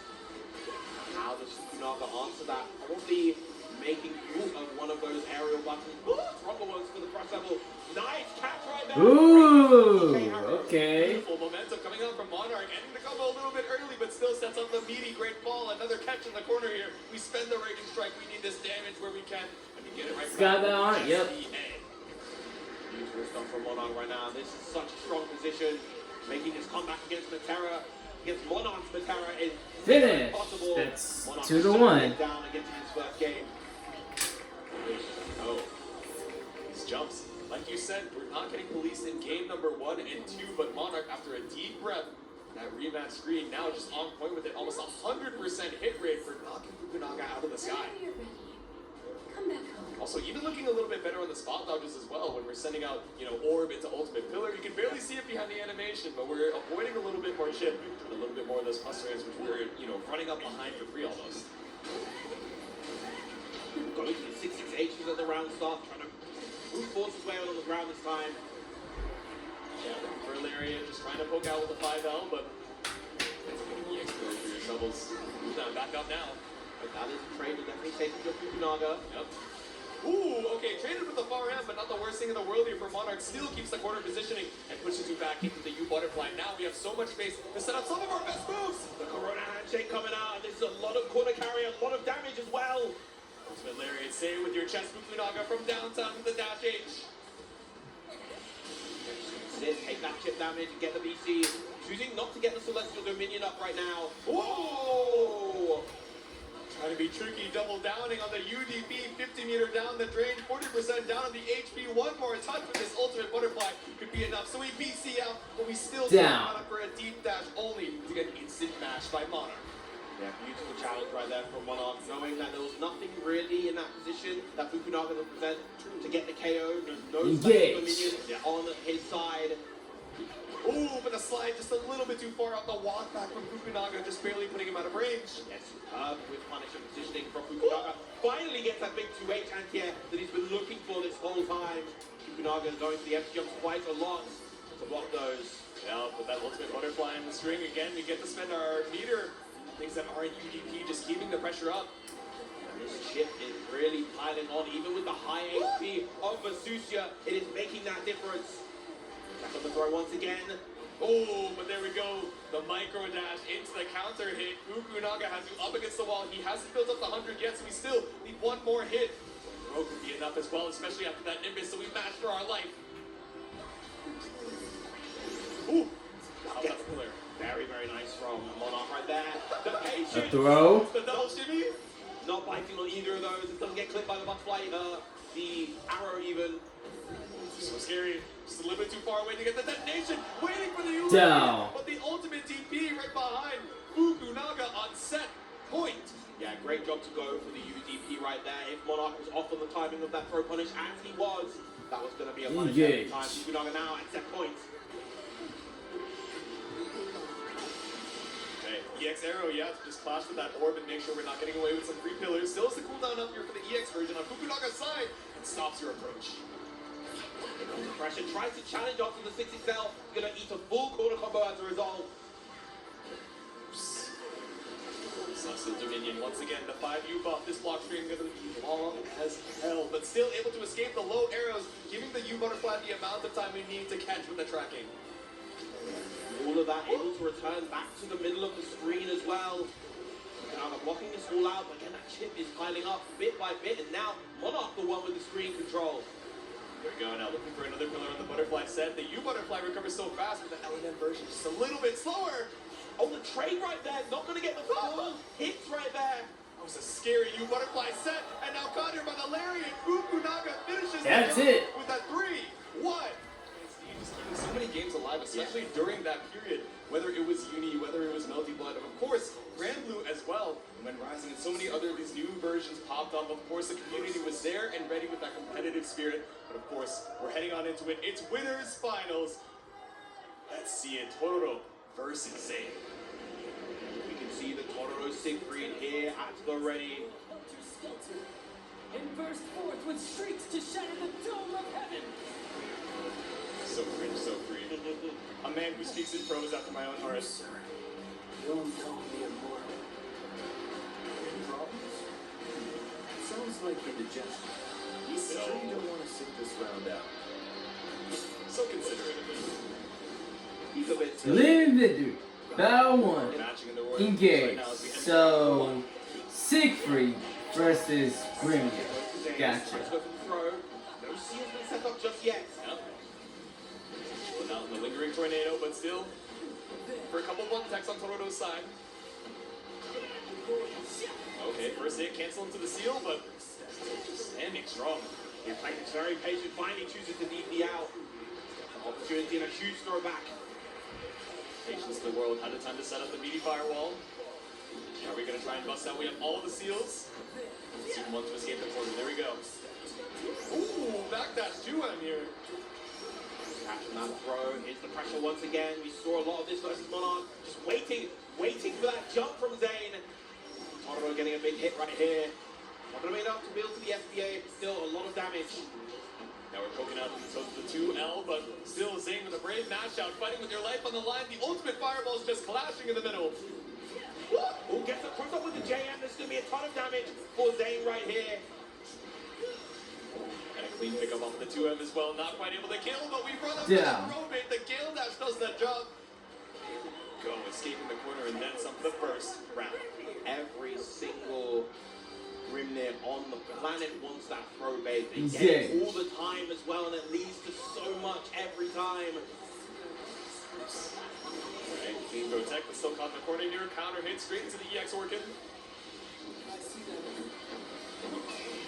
MVP finally to work his way out. Huge 5U. The patience of Totoro not overextending once he noticed that Zane was close to the seals. And the delay on that third seal as well, trying to see if we could catch out a late challenge from Totoro, but nothing found again. The patience that we saw in that first round. diagonals, just not allowing Totoro even to consider going for the anti-air. Lovely with punish with the bar heavy. Back up into the second quarter once again. We set the seals. Alright, finds the opportunity to BC out. Still backed up. One tornado, two tornado, the flame wall, and a couple of balls, but off the clash. Find a straight hit here for Zane. Throw once again, goes for the run-up. Ooh, and a huge that should be more than enough for Zane to take this first game. Keep it real simple right here. There we go. We still got the Raging Strike, the Raging Chain behind it, but not even necessary. That's close H in the corner for game one. Real strong game one coming out from Zane. Not allowing Totoro to get too much started. Spot dodging a lot of these fireballs incredibly well. Oh, it's not even fair. Like, I can't even process that level of awesome. Hearing Grimnir in the background as these gamers are fighting for their life. Alright, what's my game plan for game number 2? It's like Totoro checking the notes on his phone. Doesn't have the notebook that Monarch has, but wherever you put your notes, doesn't matter. Exactly. Obsidian in Notion, right there in the Mental Palace. Engage. Start with 6XL. And of course, that's one of the huge things that was changed about Siegfried a little while ago. You can't convert his L normals into Orkan anymore. H Orkan, that is. It's that M starter, but we need the far L to go straight into that ultimate Orkan instead to keep you locked down in the corner. Tries to go for an ultimate skill here, but Zane stopped on that fireball. Mid-range pressure to space 6XLs, the ones that are really difficult to beat. Great catch for the ultimate Nelanav. Yo, like we said before at the top of the set, right? Just catching when you're trying to be tricky at the top of the screen with the Gale dashes, and the 2U goes punished just a little bit too close for your own comfort. First, you must Yeah, that Grimnir 2U, not the best 2U out there. It doesn't knock down at the tip of its hitbox, and it's a bit of an awkward move to use on defense at times. Standing on business, trying to make sure that Zane has no opportunity to use the seals. Yeah, again, just kind of hovering around that back seal right there to be able to react and catch the jump.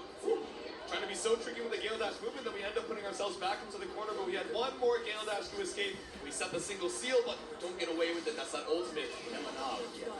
Great punish with that as well.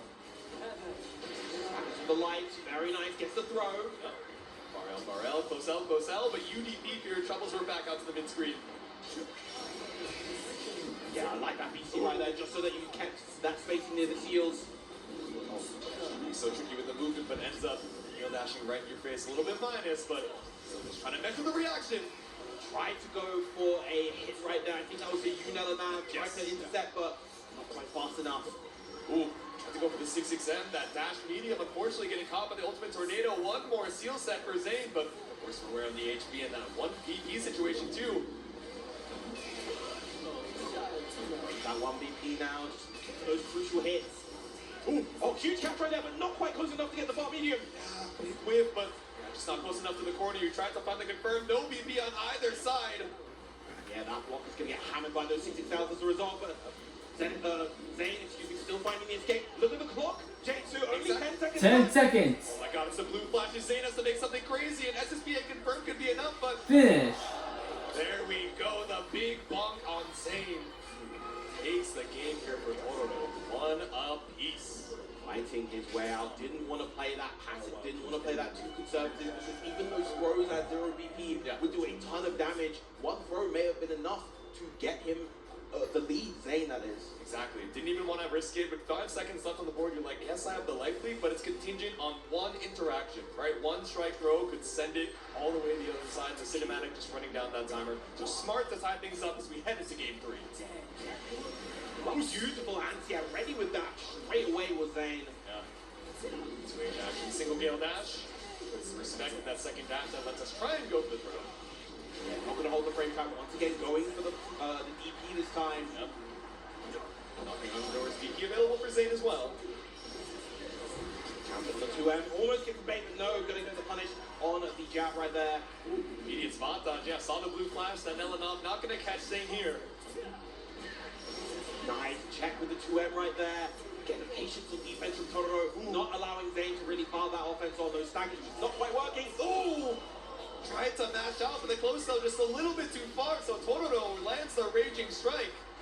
Didn't have quite enough meter to convert into another raging chain. Lovely interception with the 6XL, and it's going to be huge for Zane right here. Gets the wall bounce, and probably going to lead into SPA for KO. Skybound art. Strip that last BP, and it's all the damage in the world here on this cinematic. We send the single rose, and we put the round on the board. Down. Very nice comeback from Zane right there. No, wait, hold on. That was a super Skybound art. Yeah. Sometimes you gotta be your own biggest cheerleader. Bow to engage. Alright, little backdash here, just trying to get the EX seal set up, and that's Flame Wall. As for Dragon, and it's also the Orc, and all the cooldowns down to push you into the corner. The spacing trap right there from Totoro was incredibly nice. Gets the pick up because of the lead. Yeah. Ooh, but a big whip punish from the far L, just waiting with that 6XL on the other side. Spot on Z-Dash. And noticing that Zane hasn't really been triggering that final seal, Totoro willing to challenge that time. Yeah. Alright, backdash, avoids the firewall. It's down for quite some time, so we can be a little bit more tricky with the air dash movement, but still caught out with the ultimate version. We gotta watch that 50 meter. Again, triggering that final seal. Totoro choosing to take his turn back as a result. Ooh, yeah, catch with the 5U, but catches that too with the firewall. Gets the counter on the 6XL, and that's going to be more than enough for the KO. Yeah. Whoever gets this game here is going to be in that crucial position, that crucial 2-1 lead here and win the finals. Breaking ahead in the tie, let's see who can get that advantage. Sword in the stone once again. Round 3. Engage. Alright, caught on here with the dash end. Was not going to get that lingering tornado for the seal set like we wanted, but lost so much space just to get the seals on board. So the damage not quite going to get the punishment throw right there. Big ball. Yeah, nice use of the H versus Rangan. It's such a great space denier. Love that usage of the seals right there to keep himself in the air to avoid the fireball. Exactly, as high as we can to trigger it to make sure we're just barely out of range of the flame wall, and a spot dodge to avoid the 2H out of the skies. Beautiful vertical reach there, and Totoro brings you right back down to earth. One more raging strike could do the job, and the ultimate firewall finishes the mission. 2-1 right now. Finally finds that massive brolic 2H of Siegfried, and that's actually something that we weren't really mentioning before. That 2H of Siegfried is one of the best in the game, and against the character that is as airborne as Grimnir, you definitely want a tool like that. Absolutely. It's scary to commit to that anti-air, even though the vertical reach is so good though, right? We've been so true with some of these Gale dashes, especially later and later on into the set. I think we've been using a lot of these seal sets just to show, okay, I'm going to be tricky, I'm going to consume all the seals, so you can't feel comfortable using your, incredibly vertically reaching 2H. So finds the mark here, game number 4. Crashes on the fireballs, crashes on the throws, and the 9-6XL, but a little bit awkward right there, still able to get some hits. Yeah, I like the idea with the 63, but we were just a hair short to get the Gale Dash conversion. Good though, we pushed Totoro to the corner, and that's EXDP out. Love that, try to get out of the situation right there. Ooh. A little bit shallow on the throw, the walk back from Zane. Again, fantastic use of the Unel and nav right there, and is in position to get the full confirm as well. Right. DP to try and escape. Now we're in perfect position to use our seals, but instead it's the 2L walk up for the throw bait. Totoro not quite ready for that one, unfortunately. Still got the seals ready, but he doesn't find too much. 6XL. Just trying to fight his way out the corner right now. Probably going to look for an opportunity. Go for the H versus Rangan. Gets a 2M instead. And a nice confirm. Substituting the lows. Single seals. We got an opportunity to fight back for this mid-screen space, but still has diamonds in tow. 2 diamonds left on the side of Zane, as well as means to work with. Yep. Players in a very scary situation. What a catch right there, but not quite able to confirm. Notice how we're not looking for the 2H. Notice we have so many ways to try and air stall, but there we go. Down. Into the ultimate Death Right Tempest. Zane with another round. All the time in the world to confirm that hit as well.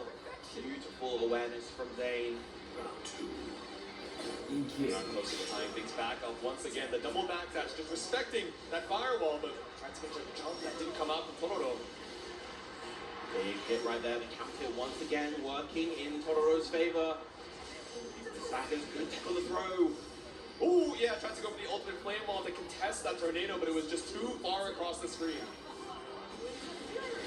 Big Death Right Tempest right there. Huge DP coming out from Totoro, preventing that. Good blocks. Ooh, there we go.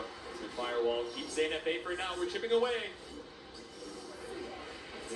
Has to be one of these. Ultimate Firewalls finds another confirm for the wall bounce. Doubling it up to get a nice chunk of damage. Now you're stuck in the corner versus Grimnir. Ooh! Walk out, walk forward, shimmy into the close H. This should be the kill when we have all these seal dashes to consume. We have the Raging Strike available as well. Oh, quite enough. And the GBVSR that's Down. going to keep Totoro alive in this game, and now at set point. Oh, that is a heartbreaker of a drop on the close end. You had lethal. But now, set point for Totoro might be one round away from moving on to Grands. That round start, H5 was just kind of forcing Zane back each and every time. Now we're dancing around the seals, waiting for the responses. Send it with a single bomb, but no dash caught. Right, big hit with the M5 right there. Knocking on the doors with these 6XLs. We spend the first breakpoint, it's fine.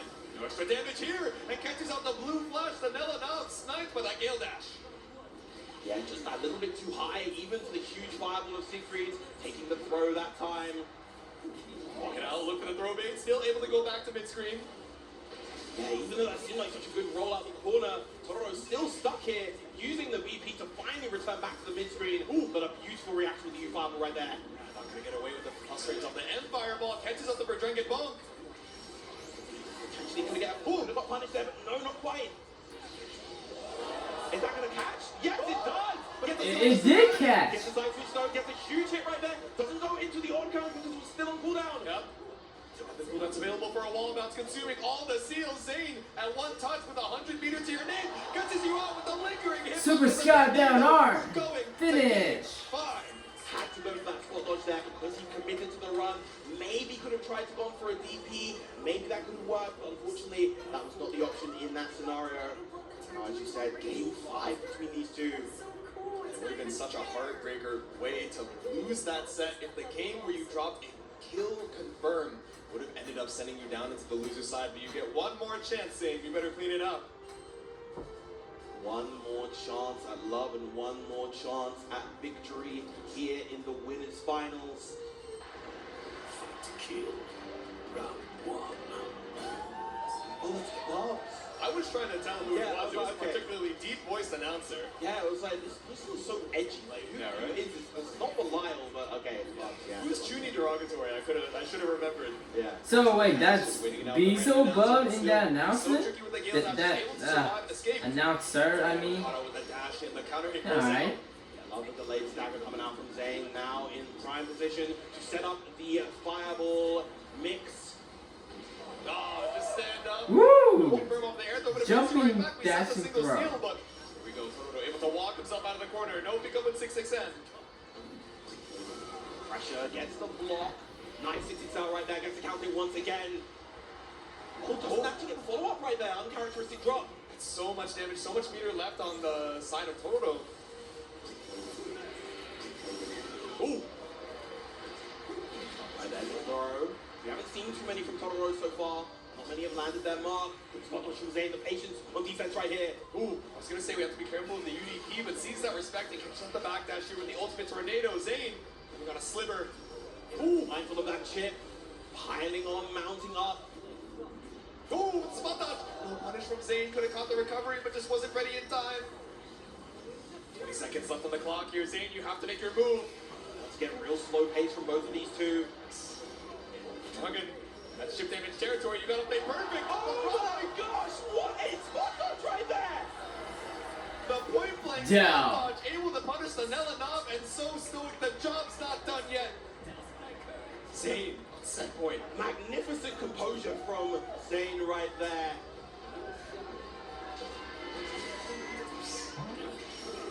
Once again, tapping with the toes. We send it with the lingering hitbox, and now we get our EX seals.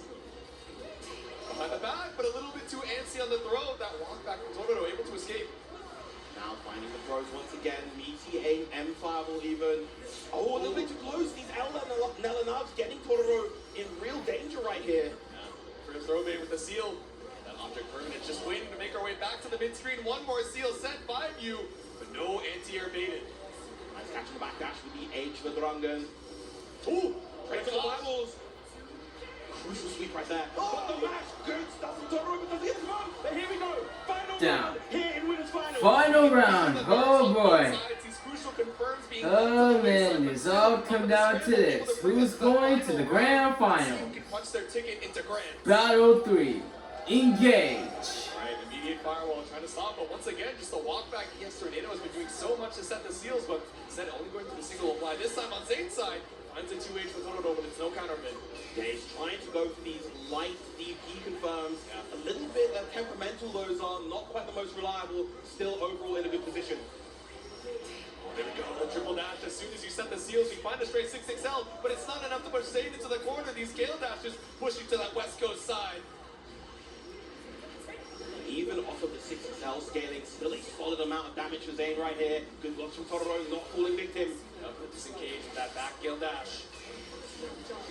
That is your final DP, Zane. How are you going to make use of this? Ooh. So Whoa! that's Toro's last DP as well. Is this going to be it? Wait, is this You it? have enough. One more. You can. Woo! Not enough. You lost the corner off of it too. A clean tech from both sides. Oh my god. Got to be mindful of the chip damage from those wind seals. Yes. Chip damage territory. Tornado is a factor. 100 meter available. We're looking for the reaction super. I know it. There it is! Finish! The U Psycho Crusher does the job. Zane popping off. He makes his way in that final hit. Death Ray Tempest seals his Zane going to the grand finals. Side.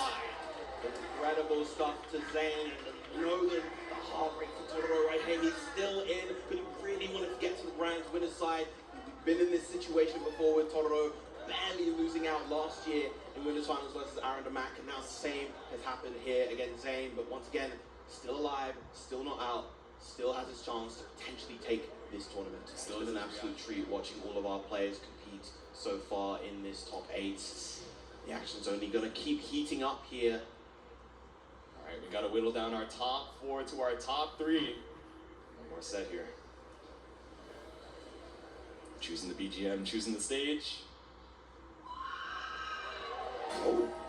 I hear a particularly excited Grand Blue fan. Okay, actually we're going for the Lancelot in general. So, Beatrice versus Lancelot. The character that won him at Aqua Tour 2023. I just realized this. They keep fighting on the same stage. Now caught out here after the Eagles played. I just realized that. First throws around. The play this as lightning fast as possible. Doesn't want Koji to establish that momentum, because if he does, he can begin to run away with it. Exactly. Alright, and if you turn off the L riding free, a little low block action, send it with the ultimate Workenstrom. It's a throw again, and when you have that debuff from the youth Bible, it's always worth taking the throw right there. Exactly. One after he, the frozen confirms, but there we go. We send it with the SSBA for Koji Koko, taking away those last 2 BP. I'll see you next round.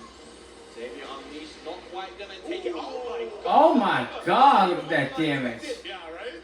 Oh, but now we're chip Yeah, chip territory, so damage. it's a checkmate DP as soon as we left the ground. Beautiful anti-air from Koji Koko for the chip damage kill. Very, very nice. Engage. Okay, this time it's for Lyle. I was gonna say, yeah. That was a very curious dialogue line. I only know someone that sultry.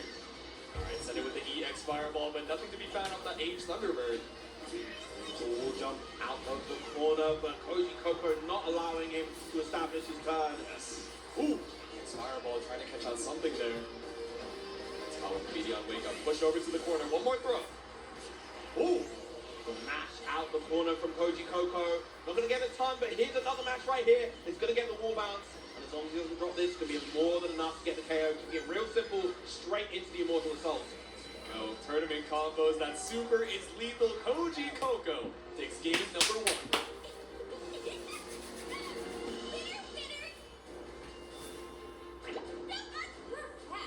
Did she not say she could do it? That's not how, whatever. I was waiting for it, but I guess Beatrix is a little creative over on the side. She's a pastry fan, but sending it with the fireball. Once again, the blade impulse right behind the fireball, too. Silly goose, but Fukunaga is not having it, getting off to a strong start, but Koji Koko now the one in control. Ooh, tries to swing on through the TXDP for the corner. How do we try and deal with the wall thing? Not quite ready, so it's still back in between. Oh, close right there. That's going to be punished on that, but not too much. Yeah, the scramble. Beautiful whip punish coming out from Koji Koko. May choose to spend the cash, yet very much going to do so once again with the SBA. Put you in that one-touch territory. One less brave counter to have to worry about, but Nashila wake up. No, it doesn't kill. Down. It went for a link that only works in crouching, I believe. The close light, close heavy. Could have gone for the close light, close medium just for security, but Battle take the round 2. nonetheless. Engage. Saw that counterfeit starter. Maybe got a little bit greedy, but off of the slide, able to clash in time here with the throw tech off that H riding free. Still stuck in the corner here. Yeah, close enough to the corner as well to be able to get that nice safe jump right there after the sapphire flash. Huge anti-air with the 2H. There you go, once again picked up off of the fireball, and we send it with the SBA, just chewing through Fukunaga's HP. One more throw after a little bit of chip could be lethal, and we try to find that kill confirmed, only for Koji Koko to get mashed out. Yeah, the first time that Koji has introduced the command grab in this set so far. Beautifully challenged by Fukunaga, not holding on to that. He's on the throw. Ooh, the LDP. And it's a clean finish. Koji Koko keeping up the momentum with this 2-0 right now. Yeah, compared to the long test of endurance that was the previous winner's final set, Koji Koko is speed running this right now. To make up for lost time. Alright, Fukunaga, what is the answer? Down 2. Do we go back to character select at least to give ourselves a little breather? Considering the Versusia, I see that smile on your face. Is it worth it?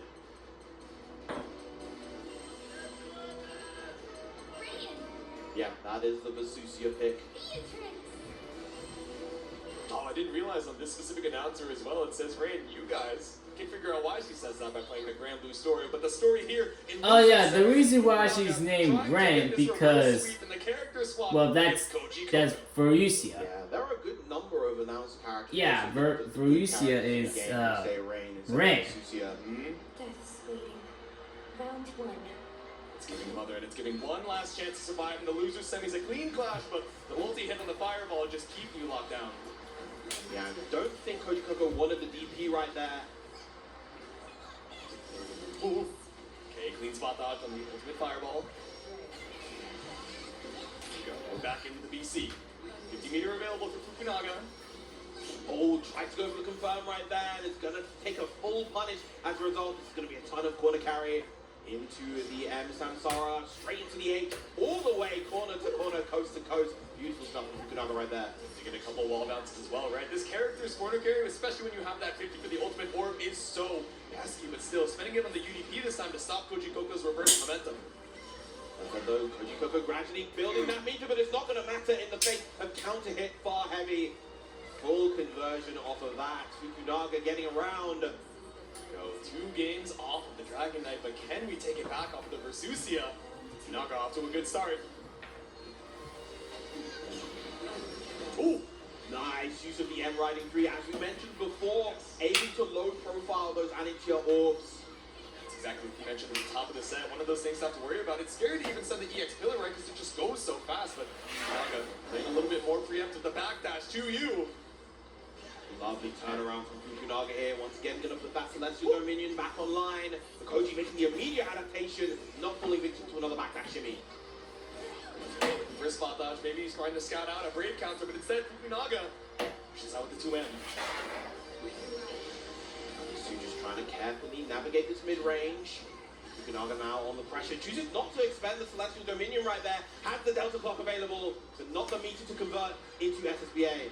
So we get the LDP into the Ultimate Thunderbird Link just to try and keep up a little bit of those resources for a potential kill confirm. Reaction super about to be a factor coming up in a little bit. But Koji Koko, can you weather the storm? The throw, does it kill? Yeah, there's a chip on that. What a reaction! Oh! SSBA! Wow! Now that's what I call robbery. Opened up an opportunity between those specials. Because Verussia just got robbed. Had enough meter for it as well. Koji Koko on set point. Being through the pressure, doesn't want to hold those staggers. Ooh, with a whip of the Thunderbird, Fukunaga with that neutral jump, able to find that Jade H on the way back down. Gorgeous neutral jump, the immediate wake-up throw, not something that we've been seeing too much throughout this entire top 8, really. Yeah. Okay, spot dodge trades. A 2U, but the DP again. Koji Koko on the mark with pretty much all of these DPs so far. Exactly. Send it with the fireball here. We're just looking scared of the riding free, right? Trying to advance across the screen, but doesn't want to get low checked. Understandable. Ooh. There's the L Thunderbird, not going to lead to too much. Once again, the 2Ls just pecking away at Koji Koko's block. Ooh. Okay, send it with the ultimate Star Chaser, just trying to put out a quick fireball to check the approach. Both these players exercising the utmost caution. Neither wants to overextend. But Koji Koko, the one being chipped away right now. Huge throw for Fukunaga. Throw, so much patience coming out from Koji Koko. 100-meter available on both sides of reaction. SSBA could turn the tides, especially with no BP in tow. It could. Any errant hit for Koji Koko right now. Oh, spell the mind. Ooh! Not quite gonna do it. And there it is. That's it! That's it! That's it! No meter spend required. The Raging Strike seals the deal. Koji Koko moves on to losers finals with a 3-0. Tick tock, your time is up. Fukunaga, once again, Koji Koko solidifying his top 3 placement here at EVO 2025. But what a show Fukunaga put on throughout this entire bracket. Exactly. Everyone give it up one more time for the Lance Master himself, Fukunaga. Locking it in this time against Koji Koko's Beatrix. Okay, so I'm hearing the Percival lock, and we've seen a lot of Siegfried against some of the picks that Totoro has had to run into so far, especially against the Grimnir as well, right? But going back to old reliable, the Lord of Flames himself to go toe-to-toe with Koji Koko's Beatrix. Yeah, the Terra and Grimnir are some of Percival's worst matchups, so Percival it makes sense to go versus with a much more solid pick overall against his characters. Beatrix. But against the Beatrix, Percy is definitely much more favorable overall. Well, he is, of course, his main after all. That's true. Sticking with old reliable for this one. Game number 1 of our losers finals. Trying to keep you at bay with the fireballs. We do get one stock up. Nice challenge right there from Koji Koko with that far line. Beautiful bar media as well to stop the 60 down attempt. Yep. LVP for the pickup and clean link into the Youth Thunderbird. Keeps that meter healthy. And the counter hit, the 2 out from Koji Koko. Drop right there. Good on Totoro for not challenging right there. The flame carpet fight out the corner. Huge win punish. Big hit there with a 5-8 straight into the Lord Strike Heavy. These stackers nice and tight. There's another throw. Yep. Take the stop this time. Not going to go for the safe meaty. Might go for the safe meaty carpet. No. Instead, the X-Seal introduced from the very first round. Live View is one of these options that is so scary to show in case Koji Koko ends up killing you with SSVA, but showing it so early on into the set is a brave move for Totoro. That it is. X-Seal, the 5U, is one of those moves that I feel like is stronger, or it varies in strength depending on the level of player that you are. Yes. Against these high-level players that are more disciplined to block, it can find its mark more often. Use the M5 right there, doesn't leave as big of a gap as the L1. Right, H fireball, but we're trading back and forth. We finally confirm into the flame carpet, so just trading these distances. Not going to spend the brave cards on the ultimate Thunderbird. Like Thunderbird, will get to take his turn back. He's counted on the 6XL, and another H-Dot item right there. There we go, another 6XL right there. Double up on the Raging Strike, Raging Chain, and end. Finish! Totoro with the first game. Basketball bombos, keep it simple. A speed run for the Lord of Flames right now. Koko, how do we respond? Still sticking on the Beatrix, I assume. Wise. It's a valuable weapon, all the same. Checking the notes, even on the victory. Yeah, it's important to understand what went your way, what potentially could go wrong. Keep that composure, understand that game plan, and lock it. Game number 2 here, once again, the 5-8, just keeping Koji Koko at bay.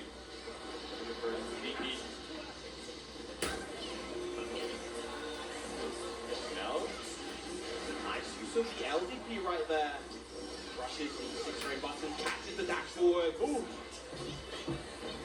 The shotgun, but it's all good. Still fighting for our space. A big life lead on the side of Totoro right now, but no stocks. There we go, flame carpet. That's off in the flame carpet, whittling away at Koji Koko's life. Ooh. Okay, far out to interrupt. Catch stop sign out. Just about gets the wall bounce right there. Very crucial for Koji Koko. Corner advantage. 100 meter available as well, so next hit should be a kill. Nice, very nice counter poke right there with the 2M, and that is going to be it for Koji Koko. Down. There we go. Finds the kill with the fireball. Let's see if we can tie things up. We bring more heat than Fate is our best. Battle 2. Engage. Moves out, perfect spacing for the fireballs on both sides, but does find the poke with the 6XL. 5 stocks in tow for Totoro. Throw coming out from Koji Coco, however. DP doesn't want Koji Coco to establish those staggers. Full fear of the corner, not trying to lose any of this screen space. 5-8 whip punish once again. Lovely whip punish on the far heavy with that far light from Koji Coco. Vertical attack into big chillin'. But warming up in the flame carpet. There we go. Caught up in the low. And the run-up delay Down. it's so effective for catching those delayed options. Tororo gonna take a round. So Round He 3. is Engage. pulls out his hand to the opponent, just trying to pull up here once again with the 6-6L. Right, stopping your tracks with the DP. again, Koji's been so on the mark with a lot of those DPs. Nice challenge from Tororo right there. Yeah, he catches up the recovery, brings the far 8, but still just stay straight hit off the fireball. Nothing too big here for Koji Coco. Nice block. He gets a throw. No escape as well on that. Trying to look for a delay match and wake up there, but still able to escape the flame carpet situation. Send it with the H riding free. Builds a meter to 100, but instead it's still going to catch out with the U Thunderbird. Again, going for these links when we know that 100% isn't quite going to be lethal. Well, tries to challenge the flame carpet now. Very little meter on the side of Tororo. Very hard to find out the corner from this position. Ooh, but a bold attempt to escape. That extra damage from that one missing DP means UDP is lethal. Koji Coco ties it up. 1-1. Had that DP been blocked, if Tororo was able to get the side switch right there, I don't think he would have been able to get the KO just yet without the meter, but still would have been a very big chunk of damage nonetheless. Koji Coco keeping it together. Consult the notes once more. A deep breath. Still a long set ahead. I would imagine these two go the distance down here in losers finals. Koji Coco this time the one to get the opening gambit, gets that big throw in the corner. Close out, but still the mash out there. Nice challenge with the H-Star Chase. A big jump out the corner from Tororo this time. Able to escape the Thunderbird. We set the flame carpet immediately. EXDP Koji Coco wants none of that. So on point with all of these DPs. Ooh. Tries to go for the delay mash. Okay. 2 fireballs in a row, but nothing caught here from Tororo. Speeder available on both sides. We're struggling to find a substantial hit so far. Koji Coco willing to play this slow war of attrition as a result. Knows he doesn't need to overextend. In the meter, a slight advantage for Koji Coco. Standing off business, the heated floors once again. Yeah, but at that range, or not in range to get the confirm right there. Nice punish on the 6-6M. That might come back to bite you, Koji. Ooh, oh, magnificent timing on the DP. The speed of that U-Star Chaser means that you're able to DP through it as possible. Looking for a throw. But again, the DP finds its mark. UDP landed. We saw a little bit of patience on the walk up there from Tororo, but here we go. The delay UDP puts another round on the board for Koji Coco. Okay. Oh, empty Lord Strike just ends up right behind you with the 2L. Big 6XL right there. Not going to actually choose to get the stocks. Doesn't really have to follow up in that situation. Has all the pressure situation. Misses the confirm into the Schneiden. We've got so much more damage off of it. Koji Coco still HP worse for wear. Send it with the Brave counter. Yeah, that flame carpet definitely did what it needed to do in terms of healing that damage. Beautiful with punish on the riding free. Now Koji in a real sticky situation. That's Horizon just putting you once again in chip damage territory soon. But there we go, the Delta clock to bring us all the way to the corner. SSBA, no. Instead, just holding on to the meter. Throw from Koji Coco, not overextending. Another throw. You can take one more of these. Oh! SSBA with the UDP. Oh man, that's a robbery. That it is. Once again, 1 round apiece, 1 game apiece. Who is going to get this crucial game 3? Shoulder check with the 6XL. That's 1 stock. 3 stocks available here for Tororo, but Koji Coco busts back out. Nice challenge right there. Doesn't want to deal with the tick throws that Koji Coco has been introducing so far. Yep. Tapping on the toes, trying to catch the approach to the far of our own, but a pickup into that counter hit flame carpet. Yeah, you can take your turn back at that range versus the U-Star Chaser. It is not flux at those close ranges. Yep. Ooh, again the RPSCP.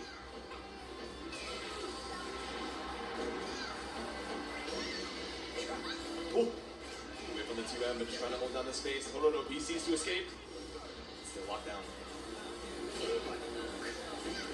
That one stock at the ready. Finish. More than enough to get the KO. 2-1 to Totoro with the Zoraisen. Takes Percival just swinging it wins. out on the flame carpet, seeing, alright, what's the response? And then that lay to M. Oh, character select? Alright. Yeah, we're just getting this kind of intricate dance of timings. Both these players are very active in the way that they want to play right now. Totoro varying up his match timings, as is Koji Koko, the way that he's playing staggers. While Totoro with the slight, ever so slight edge. Yeah, we're sort of going back to the layer where the instant mash ends up working, right? We're going to these deep dashes, these delayed meaties just to try and catch out a fuzzy mash on wake up, but instead we're going back to basics, saying, no, this close L will do the job. Yeah, it's incredibly important that at this level to represent all of those options, because otherwise your opponent will just get incredibly comfortable with their offense. They'll be able to blow you up in certain ways, and that is the key thing to being a top level player. You can't get by playing fully risk averse. You have to take those crucial risks in those situations in order to be able to win these big sets. Exactly. Over the course of this first and three, you have to show that you can vary up your timing even when your life is on the line. So heading on into it, we got game number 4.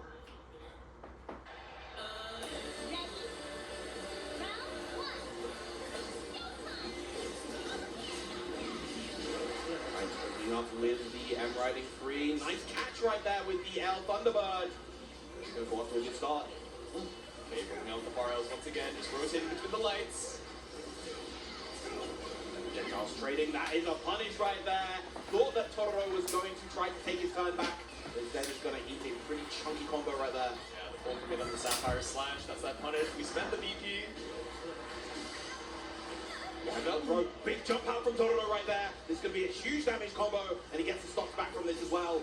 No, we've shown mash, we've shown the delay, and now we're showing the jump forward. We escaped the corner, but Koji Koko with another mash out. Once again, spins up the screen positioning and the life lead too. Oh, trying to play this mid-range. Beautiful catch with the 6XL. Doesn't have the resources to quite get the KO, I don't think. Even with the Zoraisen Endo, 1-2 stab might be it. Yeah, just short. Thank God I know enough about my own character. Yeah, right? Just barely living with the sliver, but now chip damage, a factor, and the Down. run up Chip damage. had to be perfect with the spot dodge timing, but so tricky to try and stay alive. Totoro on set point. And that was smart from Totoro right there because he knew Koji Koko was going to look for a reaction against a fireball so that he could SSBA for the kill. Instead, Totoro just running up with the unreactable DP. There's the first fight view of the set. Nothing is forever. And the big bomb from the command grab. Now we have Delta Clock locked and loaded. Huge hit with the far heavy right there. Big dodge here on the ultimate fireball. Delta Clock still stopped. Still stuck in this corner as well is Totoro taking a lot of chip damage here. Delta Clock down, but so is the HP for Totoro. Look at the chip damage you've taken just off of some of these throw techs, and now the ultimate riding free with a roundup for Koji Koko. Still set point Totoro. Yeah, that is the crucial thing about those mash techs. They do deal a little bit of damage to you, and over time that does add up. Alright, a couple 6XLs coming out. Koji Koko catches out the delay tech. We're running you down to the corner. Solid damage, even has the meter for the U Thunderbird Ender as well. Ooh, empty load, but doesn't actually convert off of the... These are the 2Ls, so now we get matched out. Counter hit 6XL, trying to hold down to the space, but gets caught out here in range for a pickup off that counter hit plate carpet. Catch the backdash right there, keeping Koji Koko pinned, but a great U-Star chase to catch the backdash. Right now, running through, we end our turn. No need for the Sapphire Slash this time. High risk, low reward, but we push Totoro to the corner, but we still mash out post BC. What a challenge right there. This is going to deal a chunk of damage. The SBA might be enough with the BP drain. Exactly, an extra 20%. Finish. Cinematic. That's 2-2. Koji Koko brings us to game 5. Once again, we are getting what we saw last time. There was a final game set between these two. It went the real distance. Will we see a different result this time round? Will the Prince be able to overcome the King?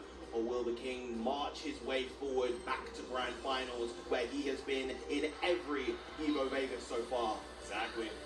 Hot off of that victory from the Arc Tour Finals, trying to protect the throne this time instead of claiming the crown, but the Prince stopped you in your tracks. That EX Fireball pushes us to the corner, but MVP allows us a little bit of breathing room.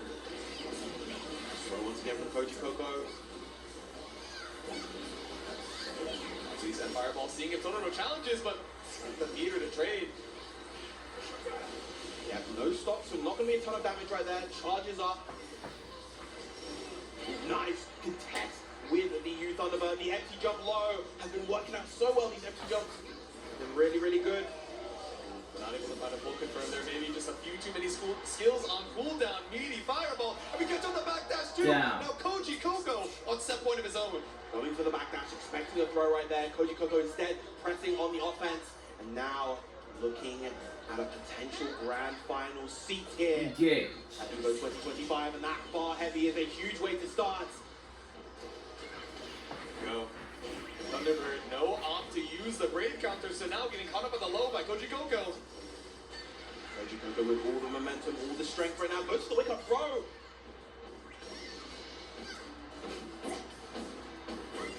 Stacker with the lights. Torodo waiting for his turn. Trade right there, and a huge U-Star chaser right there. Torodo really struggling to way out of this corner, and that far line, the counter is going to do it. Koji Coco gets Finish! it and advances to grand finals. A year in the making, the run back makes its way. 3-2 for Koji Coco as he moves on to Grands in this potential, or no, guaranteed Paragon team kill. Indeed, indeed. The first time so far Totoro has fallen short of grand finals here at EVO. Managed to make it both at EVO 2022 and EVO 2024 here in Vegas. But of course, a huge shout out to Totoro making it this far. Can we make some noise? Woo! An absolutely stellar third place finish. I know it's not what you wanted. You wanted that crown, the trophy as well, but out of 900 entrants, you are well above that top 1%. Everyone, smile for the photo real quick. So shout outs to whoever is holding that Rupert. Grimir I'm a big fan. versus I love Beatrice. Rupert so much. Trying to look back and see if we can see it from the commentator desk, but you guys can see this grand finals once again. Paragon's own Zane coming in from the winner's side, and Koji Coco looking to take it through losers. Has to reset the bracket and win twice before Zane can take 3 games in a row.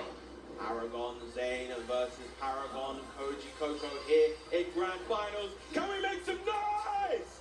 Woo! Majesty to the next level. Delivery. Commencing Leading victory. Battle 1. Engage. Alright, slow round start here, looking for the micro walk forward to the 6XL, but Zane just backing up, taking space. The lingering hitbox of that tornado gives us time to set up the EX seals. That it does. Great backdash to avoid the throw, but Zane active on the offense regardless. Stand up business with the tornado, trying to swipe through with the far end, but a lot of these preemptive spot dodges here from Koji Coco. Block on the seal dash right there. Catches the toes. Backdashing out, trying to look for a throw, but nothing found. It's H running free time. Straight from the end of the buzzer, we DC'd immediately. Doesn't want to deal with any of that. And again, that is the strength of Grimnir when he's cornered. He has access to that huge 5U lead into the Void Light Eraser to just fly across the screen like a hawk. But what? That's yet. Oh no! It's okay. We still keep the meaty situation, not trying to match off of the scramble on either side. But now Zane, so worse for wear. 1 BP, barely an HP to his name, and a spot dodge on the tornado that's 50 meter down. Huge ship damage coming out from that, and the bait on the Down. DP. Koji Coco the one to land all the DPs tonight, but as soon as he sees one, he sniffs it out and blocks it for the KO. Exactly. Master of the reversal can tell when you're looking for it, and it was looking so desperate in the corner, right? We were 1 hit away from chip damage territory. You had to bust out somehow. We only need 1 straight hit off the fireball, but again, as soon as we get these seals set, we saw this in the set with Zenith as well, where all of a sudden we're just cranking up the aggression 200%, so you can never utilize it. It's RL to stop that throw. Koji Coco incredibly locked in right now, finding all of the hits, not allowing Zane to get anything started on offense, and this is going to be a dominant round, a dominant game for Finish. Koji Coco. There you go. Hot off the Alright, momentum. an easy That's round, game an number easy 1 for the round, Autumn an Beaches. easy round. Yeah, you just came off defeating your demon right here. You have nothing to very lose in your easy Koji round. Coco. Alright, stand on business once again in between those 2 seals. Excellent recognition of the range right there, noticing that that wasn't close enough for Zane to be able to probably take his turn with something strong. Yep. Takes Max's turn with the HDP again, catching on that backdash with the ultimate star chaser, but a UDP in Zane's turn as well. Neither of these gamers trying to hold to a block string. Wow, actually get both hits right there. Real solid damage, extending with the 2M into the wall bounce. Wow, what a challenge out of this speed. Massive damage, both those BP gone from the side of Zane. Super It's something cinematic as well. That down. triple attack just barely stabilizing the height, so we're getting all the damage we can off of that SSBA. Yeah, even if you DP heroes, then you don't get the KO just yet, so you have to be so mindful. Now the DP is offline, but you still might get a hit. Yeah. 6-6M and chases. Well, was that down. overhand? The check with the Overhead but throw? it caught I mean, the backdash as An well. overhead Alright, so attack? That probably bravery, was. especially when you're one hit away.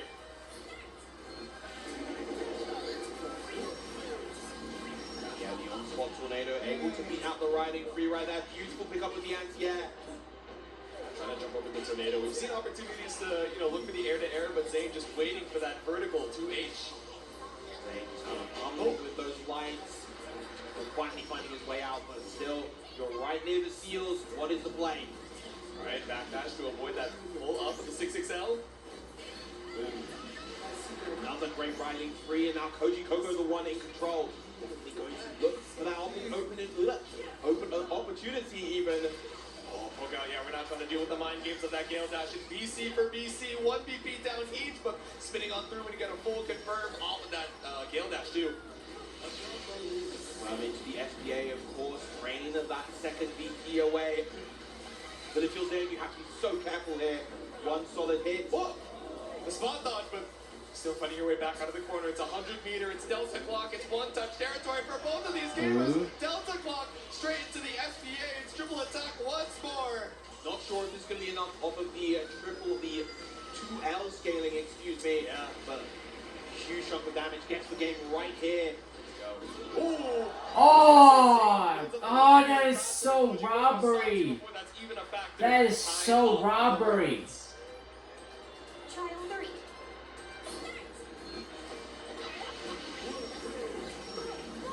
Once again, the seals have been set up space this time to be flush for the DP once again from Koji Coco.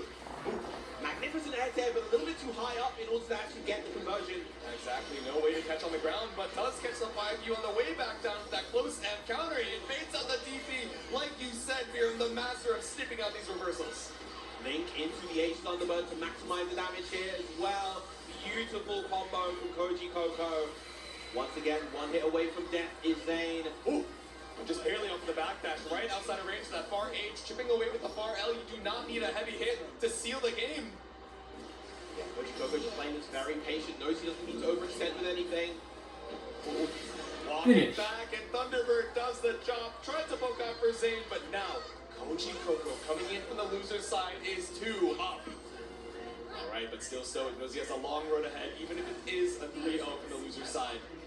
That he does, of course, he does need to win 2 sets here against Zane, who only needs to win 1. Still looking very, very good for Koji Coco so far.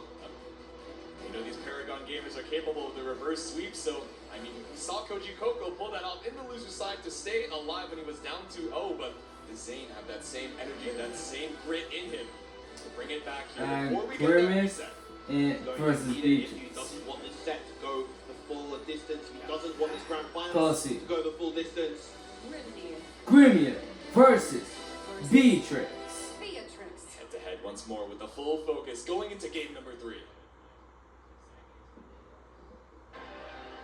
Let the duel begin. Round 1. Getting the Nia theme this time. Deathbound Love. And a great start once again for Koji Coco. Coming out from Zane, that's BC. Goes to the 67, that position of all time. Yeah, right? So little to gain, but a lot to potentially lose there. Still working out in Zane's favor. Ooh. Here we go, surviving the onslaught of the fireballs, the ultimate version as well. Still able to find the neutral jump to punish. Up against the corner now, Zane back in full force. And ending with the U, Void Light Eraser going to set up that H fireball. Wow, the challenge right there actually prevented Zane from getting the throw, but Zane nonetheless is going to take this round in a much more dominant fashion. Here we go, you try and challenge, you guessed on the throw correctly, but still the tornado right behind hedging that bet. Indeed. Round 2.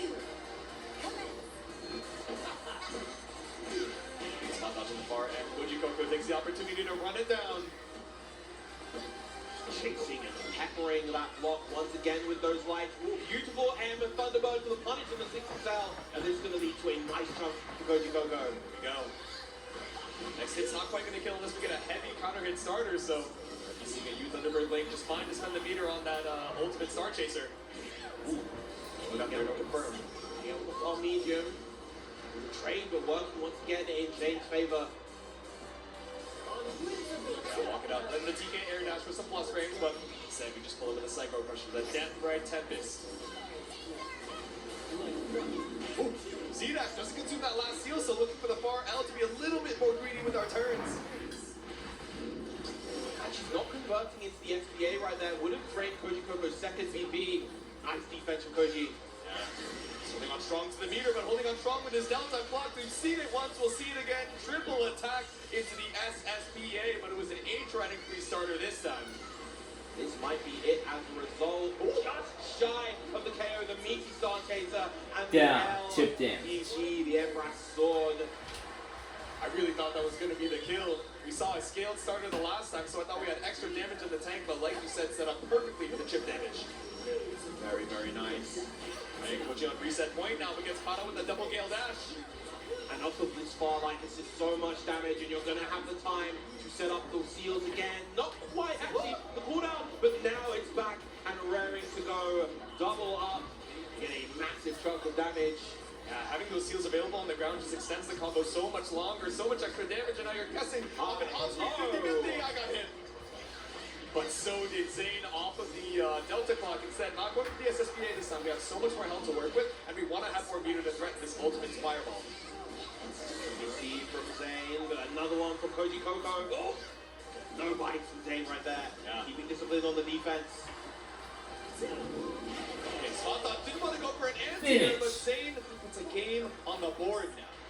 Huge for Zane right there, just shifting that momentum, making sure that Koji doesn't go into the next set with a 3-0 and preventing the reset at all right now. Yeah. Let the duel begin. Round one. Commence. We got, okay, just waiting on the other side, looking to win punish that 6XL. Stuck in the corner, you have the lingering hitbox. Had to spend so many seals just to bring ourselves back to mid-screen. Raiding the JL with the close light right now. That's kind of a risky option to go for in that situation. Could potentially miss the raw U riding free from across the screen. Nice powerful starter right there for Koji Koko. Had your life on it, and it worked out well, trying to go for the full screen seal set, but Zane caught in the corner. Now we consumed it to escape, but still down 50, 60%. Ooh, and dash caught up on the U fireball. We see that a lot on both sides. Yes, exactly. Koji's full screen U fireballs. Nice catch with the jump right there. Koji gonna close this out and get another round on the board. Another set point for Koji Koko. There we go. Beautiful pickup off of that riding free just to get a little bit more corner carry. Not that it mattered. We had the damage we needed. Koji, can we seal the reset? Right behind. There we go. Death Bright Tempest to stop you. Very careful with the spot dodge right there. Koji's trying to look for an opportunity to start that offense, and there it is. He's going for good measure as well. Ooh. XCP just to stop the momentum in its tracks. A beautiful spot dodge. Two more seals still available. Gotta walk to TK dash. Yeah, Koji Koko hovering out this range where he can react to them. Goes to the frame trap this time. Hooks that by attack and chases Zane down with the 6XL. Away at the damage. The U Thunderbird link once again because we know it's not lethal, but next one builds up the 100 to kill. Big counter 6XL coming out from Zane right there. Get the extension off to the H5 though. Ends up mid-screen, but still fine to stand right on top of the seals. Threatens so much.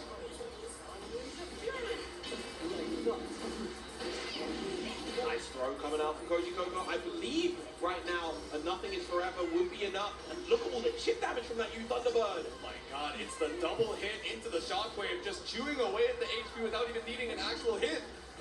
Oh, huge backdash right there, and that is going to be a bracket reset for Koji Koko. Reset. There we go.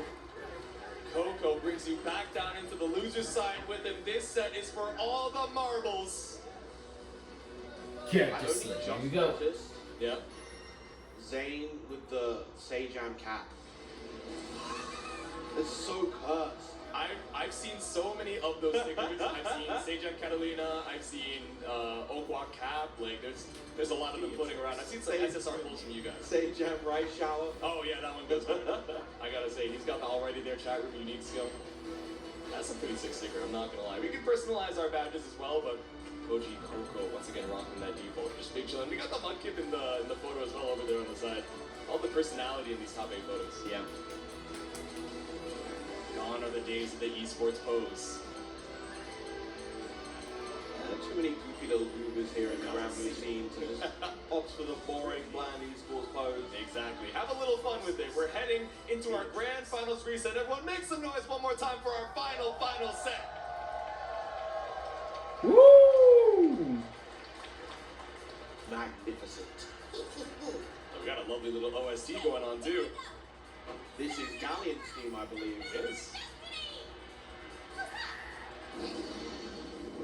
They're cringe. She's such a dork, man. Big fan, big fan. Affectionate, by the way. Impressive catchphrase. But just for the sake of offering my personal opinion, I feel like you could really take your majesty to the next level. Your delivery. Say crank the charisma, crank the cringe up to Believe in 200%. victory. One Thou more set won. here. Both of these Engage. teams down in the loser's side, fighting for that tournament point. Already, Koji Koto off to the races with that 6XL chasing Zane down, not allowing him to get anything started. Yeah, straight out of the gate. So many of these round starts we've seen lingering hitbox of the tornado into EX seals. Coach Coco doesn't even give you the chance. The first time we've seen that JU to swap up the air momentum too. Oh, converting off of the M5 will at that range to 6XL, unable to get anything upwards though. Yeah, just a little bit too spaced out for that H fireball to link, and now getting back down into the corner. Oh, tricky little side swap back out. Another throw coming out from Zane. No full victim to wanting to throw attack. That is exactly what every Grimnir wants. And still gets hit. I thought it would just be a little bit too spaced out. I'm sure Koji Coco looking for the same reaction, but here we go. The poke out with the 2L post scramble. With the lights, of course. Koji's so good at layering those. And again, another catch on the back dash. And nothing is forever. Almost enough. Big punk. I thought that would have been lethal up in the 5U, but you Star Chaser, that ultimate fireball, once again does the job. Yeah, excellent usage throughout this entire set. Honestly, from both players with their U5s, they've been catching a lot of back dashes. Yeah. So trying to maintain that space, right? Put yourself in perfect edge riding. Free distance, put yourself at the space where you're free to set up the EX seal, but brought back down to earth, catches up the match from Coach Coco. A complete 180 of what we just saw in the previous round. Now Zane, the one in complete control. CC back out once again, looking for the throw attack, but instead catches out the recovery frames of the spot dodge. We're up against the corner with 100 meters to our name. Let's tie up the round. Down. No. Very, very nice from Zane. Now our most war gods might.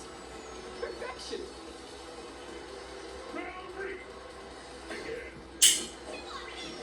Not through the far edge, but once again, you've seen this round start once. We'll see it 1,000 more times. Finally, an EXDP blocked out and walked out from Zane, and so much damage off of the double gale dash. Yeah, this is absolutely massive damage right now. Half your HP gone into some of the strongest Okizeme in the game as well. Exactly. Top one offense, self-admitted. We got the ultimate.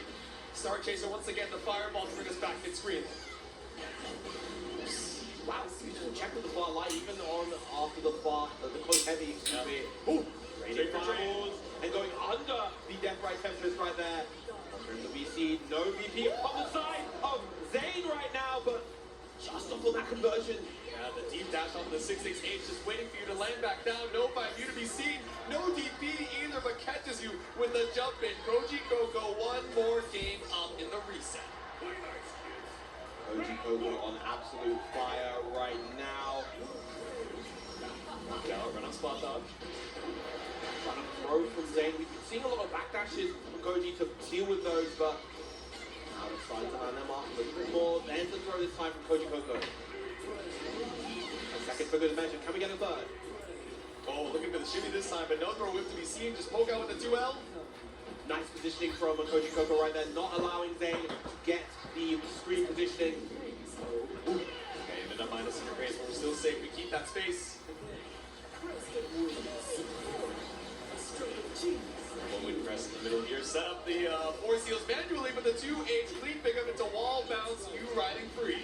Yeah, Not quite close enough to the corner to get a bigger extension right there, but still you will take what you can get. And another backdash catch with the U5-ball.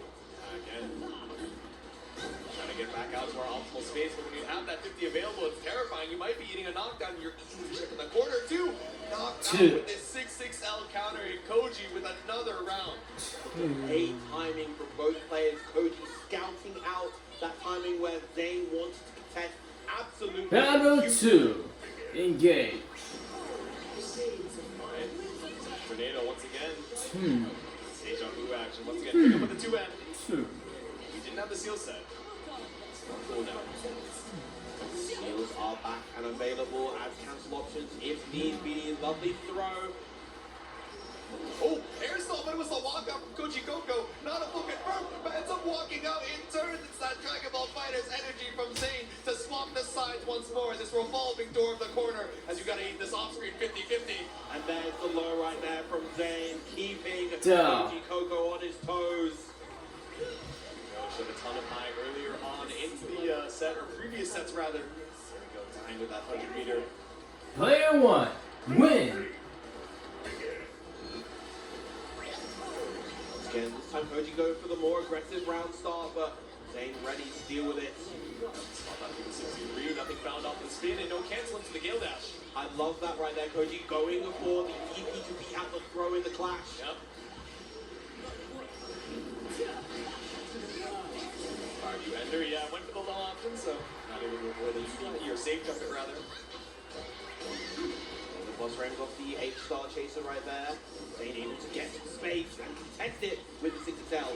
No backdash caught off that ultimate tornado, but still finding a couple leg confirms to push you back into the corner where our seals are still set. Beautiful defense coming up from Koji. Nice challenge right there. Not quite in the SSBA range to truly get that Delta block damage, but still. Throw, media, and fireball. Gonna catch another backdash. I know we're looking at the fully loaded guns, but swings with the 5H, only to get caught with ultimate tornado.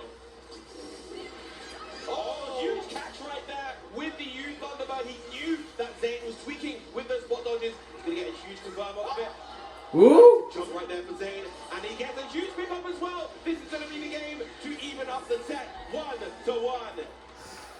There we go, an Aaron spot touch, like you're saying, right? Off of M Thunderbird, H Thunderbird, that would have worked out, but it's the shockwave of that ultimate, that lingering hitbox that catches out the recovery and is so tricky. So willing to spend the 50 on it, didn't quite kill off of it though, so off of another side spot. Zane staying alive here in the Grand Finals recent.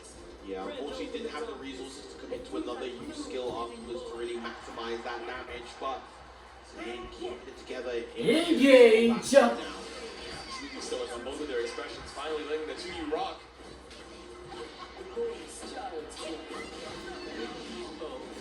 The catch with the riding free, plus frames with the Thunderbird, and you can see Koji Coco is using those Thunderbirds from those spacings where they can't just walk under. Exactly, spaced out to guarantee those plus frames. At least that's one VP down. And the safe jump, the delay, the slight delay on that close light this time. It's going to lead to a ton of damage and the SBA conversion. Exactly. You got the fuzzy match timing from Zane here. Now you're getting an SBA for it. One more throw could kill with this extra damage. Wonders yourself, but it's not going to matter. The Down. number is going to seal it regardless. Yep, jump through JU. 5U does the trick. Round 2. Begin.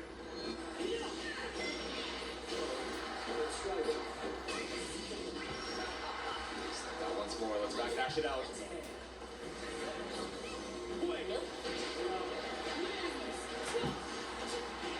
Jet for a Tempest. Let's put ourselves right in Koji Coco's face. Finally, we have the corner situation for Zane. Takes a throw this time again. At a timing where the tornado is gone. A second throw for good measure. Yep. Ooh, didn't go for an air throw instead. Went for the air-to-air JL after the Apex. Able to find a pickup too. Huge counter BC from Koji, able to get out the corner. Now you have a real chance here. And back to the JM. No catch on Koji Coco, but it escapes the corner only to get Delta Glock once again. Let's even up that HP. Organic comeback begins right here, right now for Koji Coco. Wants the play from Zane in order to contest, knowing that he has 0 VP. Up on the bird, that's the end of your turn. Trying to catch out a jump from Zane, but once again the Delta Glock is back. Finish. Riding free. Koji Coco one more step closer. Just sealing it out for a tournament point. Yeah, the Delta clock didn't really matter in that particular situation. He was close enough to the corner to be able to get the wall bounce. However, as I mentioned before, now one game away from becoming your EVO 2025 champion. Can he go the final distance? Can he leap over the final hurdle? Will Zayn make that comeback? Back to character select here. I know we're sticking with the Grimnir, but we need some time to recompose. Stop the momentum, even if it's outside of the game. Give yourself a little bit of time to breathe. Grim. Right. Back on into it. Colosseum. Potential final game. Zayn. Grimmer Can we bring this back to another game 5? versus Beatrix. Blending the energy right now, saying, Zayn, we want to see at least one more game after this. Game 4 is not enough. We want to see it go the distance. But is there going to be enough in the tank? So although the EX Fireball is clean, but again, another far L and close L punish. Check rather from Coach Coco. Goes to the tick grab this time. We haven't really been seeing that too much. Now another layer, another option to consider on defense for Zayn. Gets a huge hit on the Raw Star Chaser right there. And again, Thunderbird, Ender. Take a guard jump once again, looking for a shimmy off the back. Dash. Just put ourselves in that perfect far L range.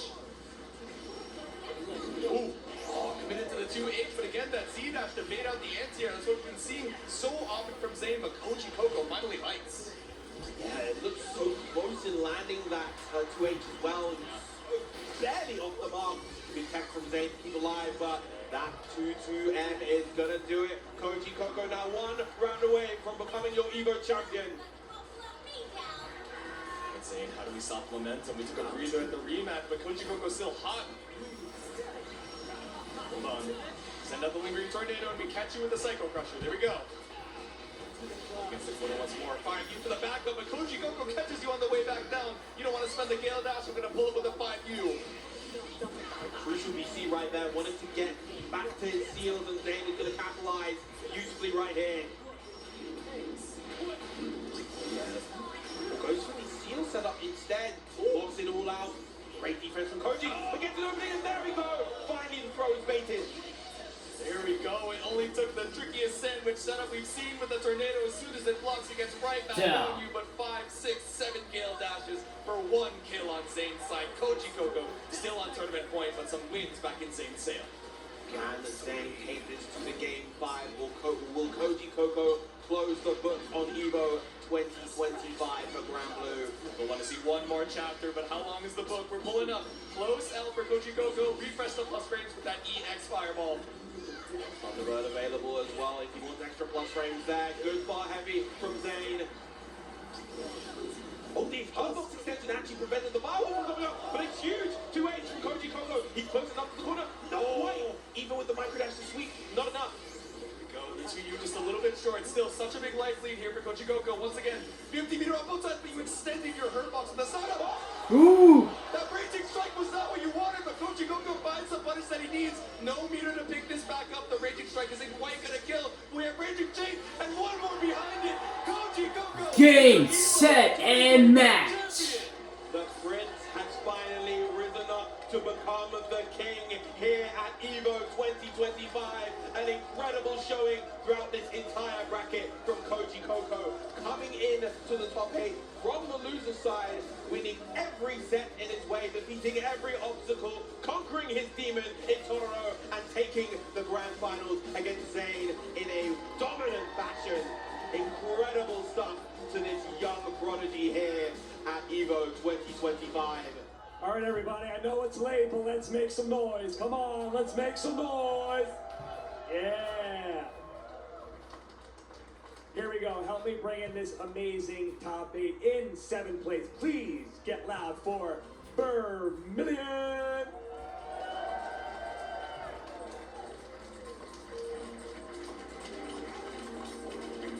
And also 7th place, Riazo.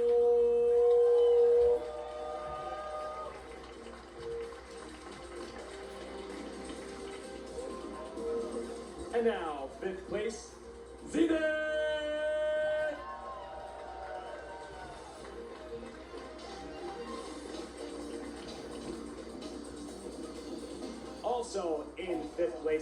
give it up for Monarch.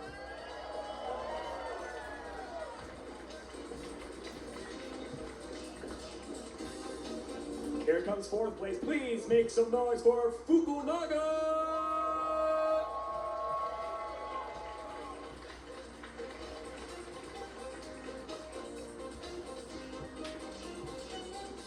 And in third place, get loud for Toro.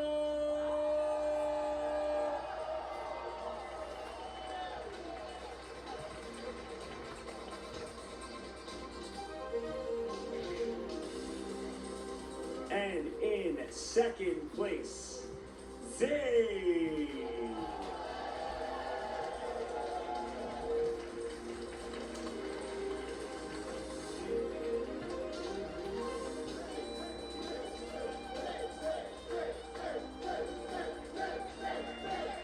Yeah.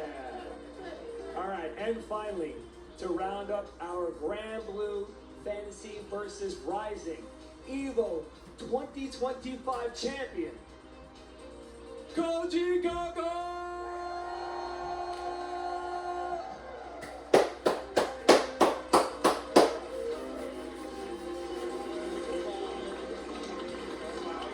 Come on, Give it up! And also, hold on everybody, don't forget. Everybody, don't forget.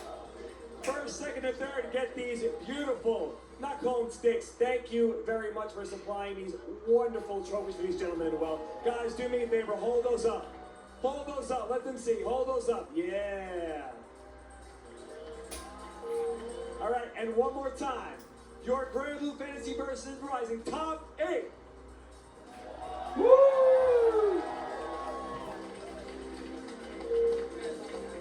Koji Coco, can I talk to you for a second?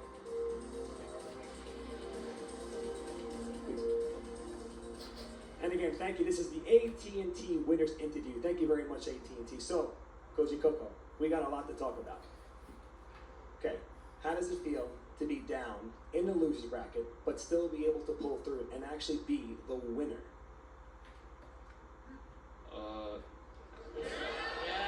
That's a good answer.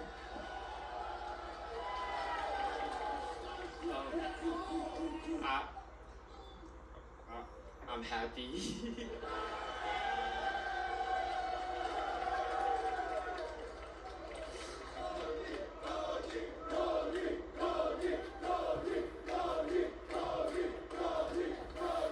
Alright. Do you have anyone that you would like to dedicate this win to? Maybe back at home, maybe some people that you play with, but anyone you'd like to dedicate this grand finals win to? Well, there are a lot of people who have helped me practice, both in NA and Japan. For the past few months, I've been in Japan, so I've been able to fight a lot of strong players. Like, I played Shio a lot, like Zangief Dream. But if there's one person I would like to thank the most, it would definitely be Aaron. Last year's EVO Grand Blue Fantasy versus Rising champion.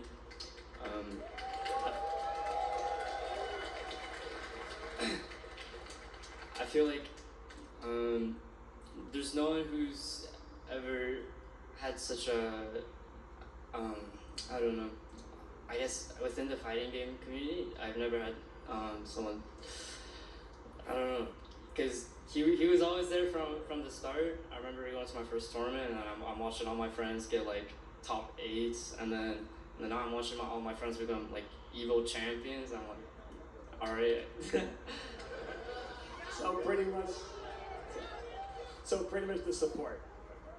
So with that said, I'm gonna ask Mr. Chris Lee to help come out so we can congratulate the EVO 2025 winner, his rifle trophy. Yes, yes, yes, yes.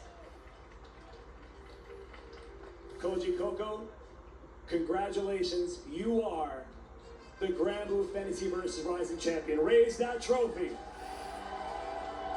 Raise that trophy high. Yeah, yeah.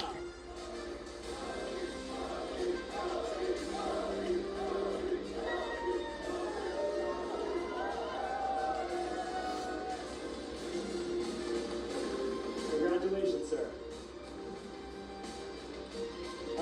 that said, let's go check with our commentators one more time. Commentators, what's going on, guys?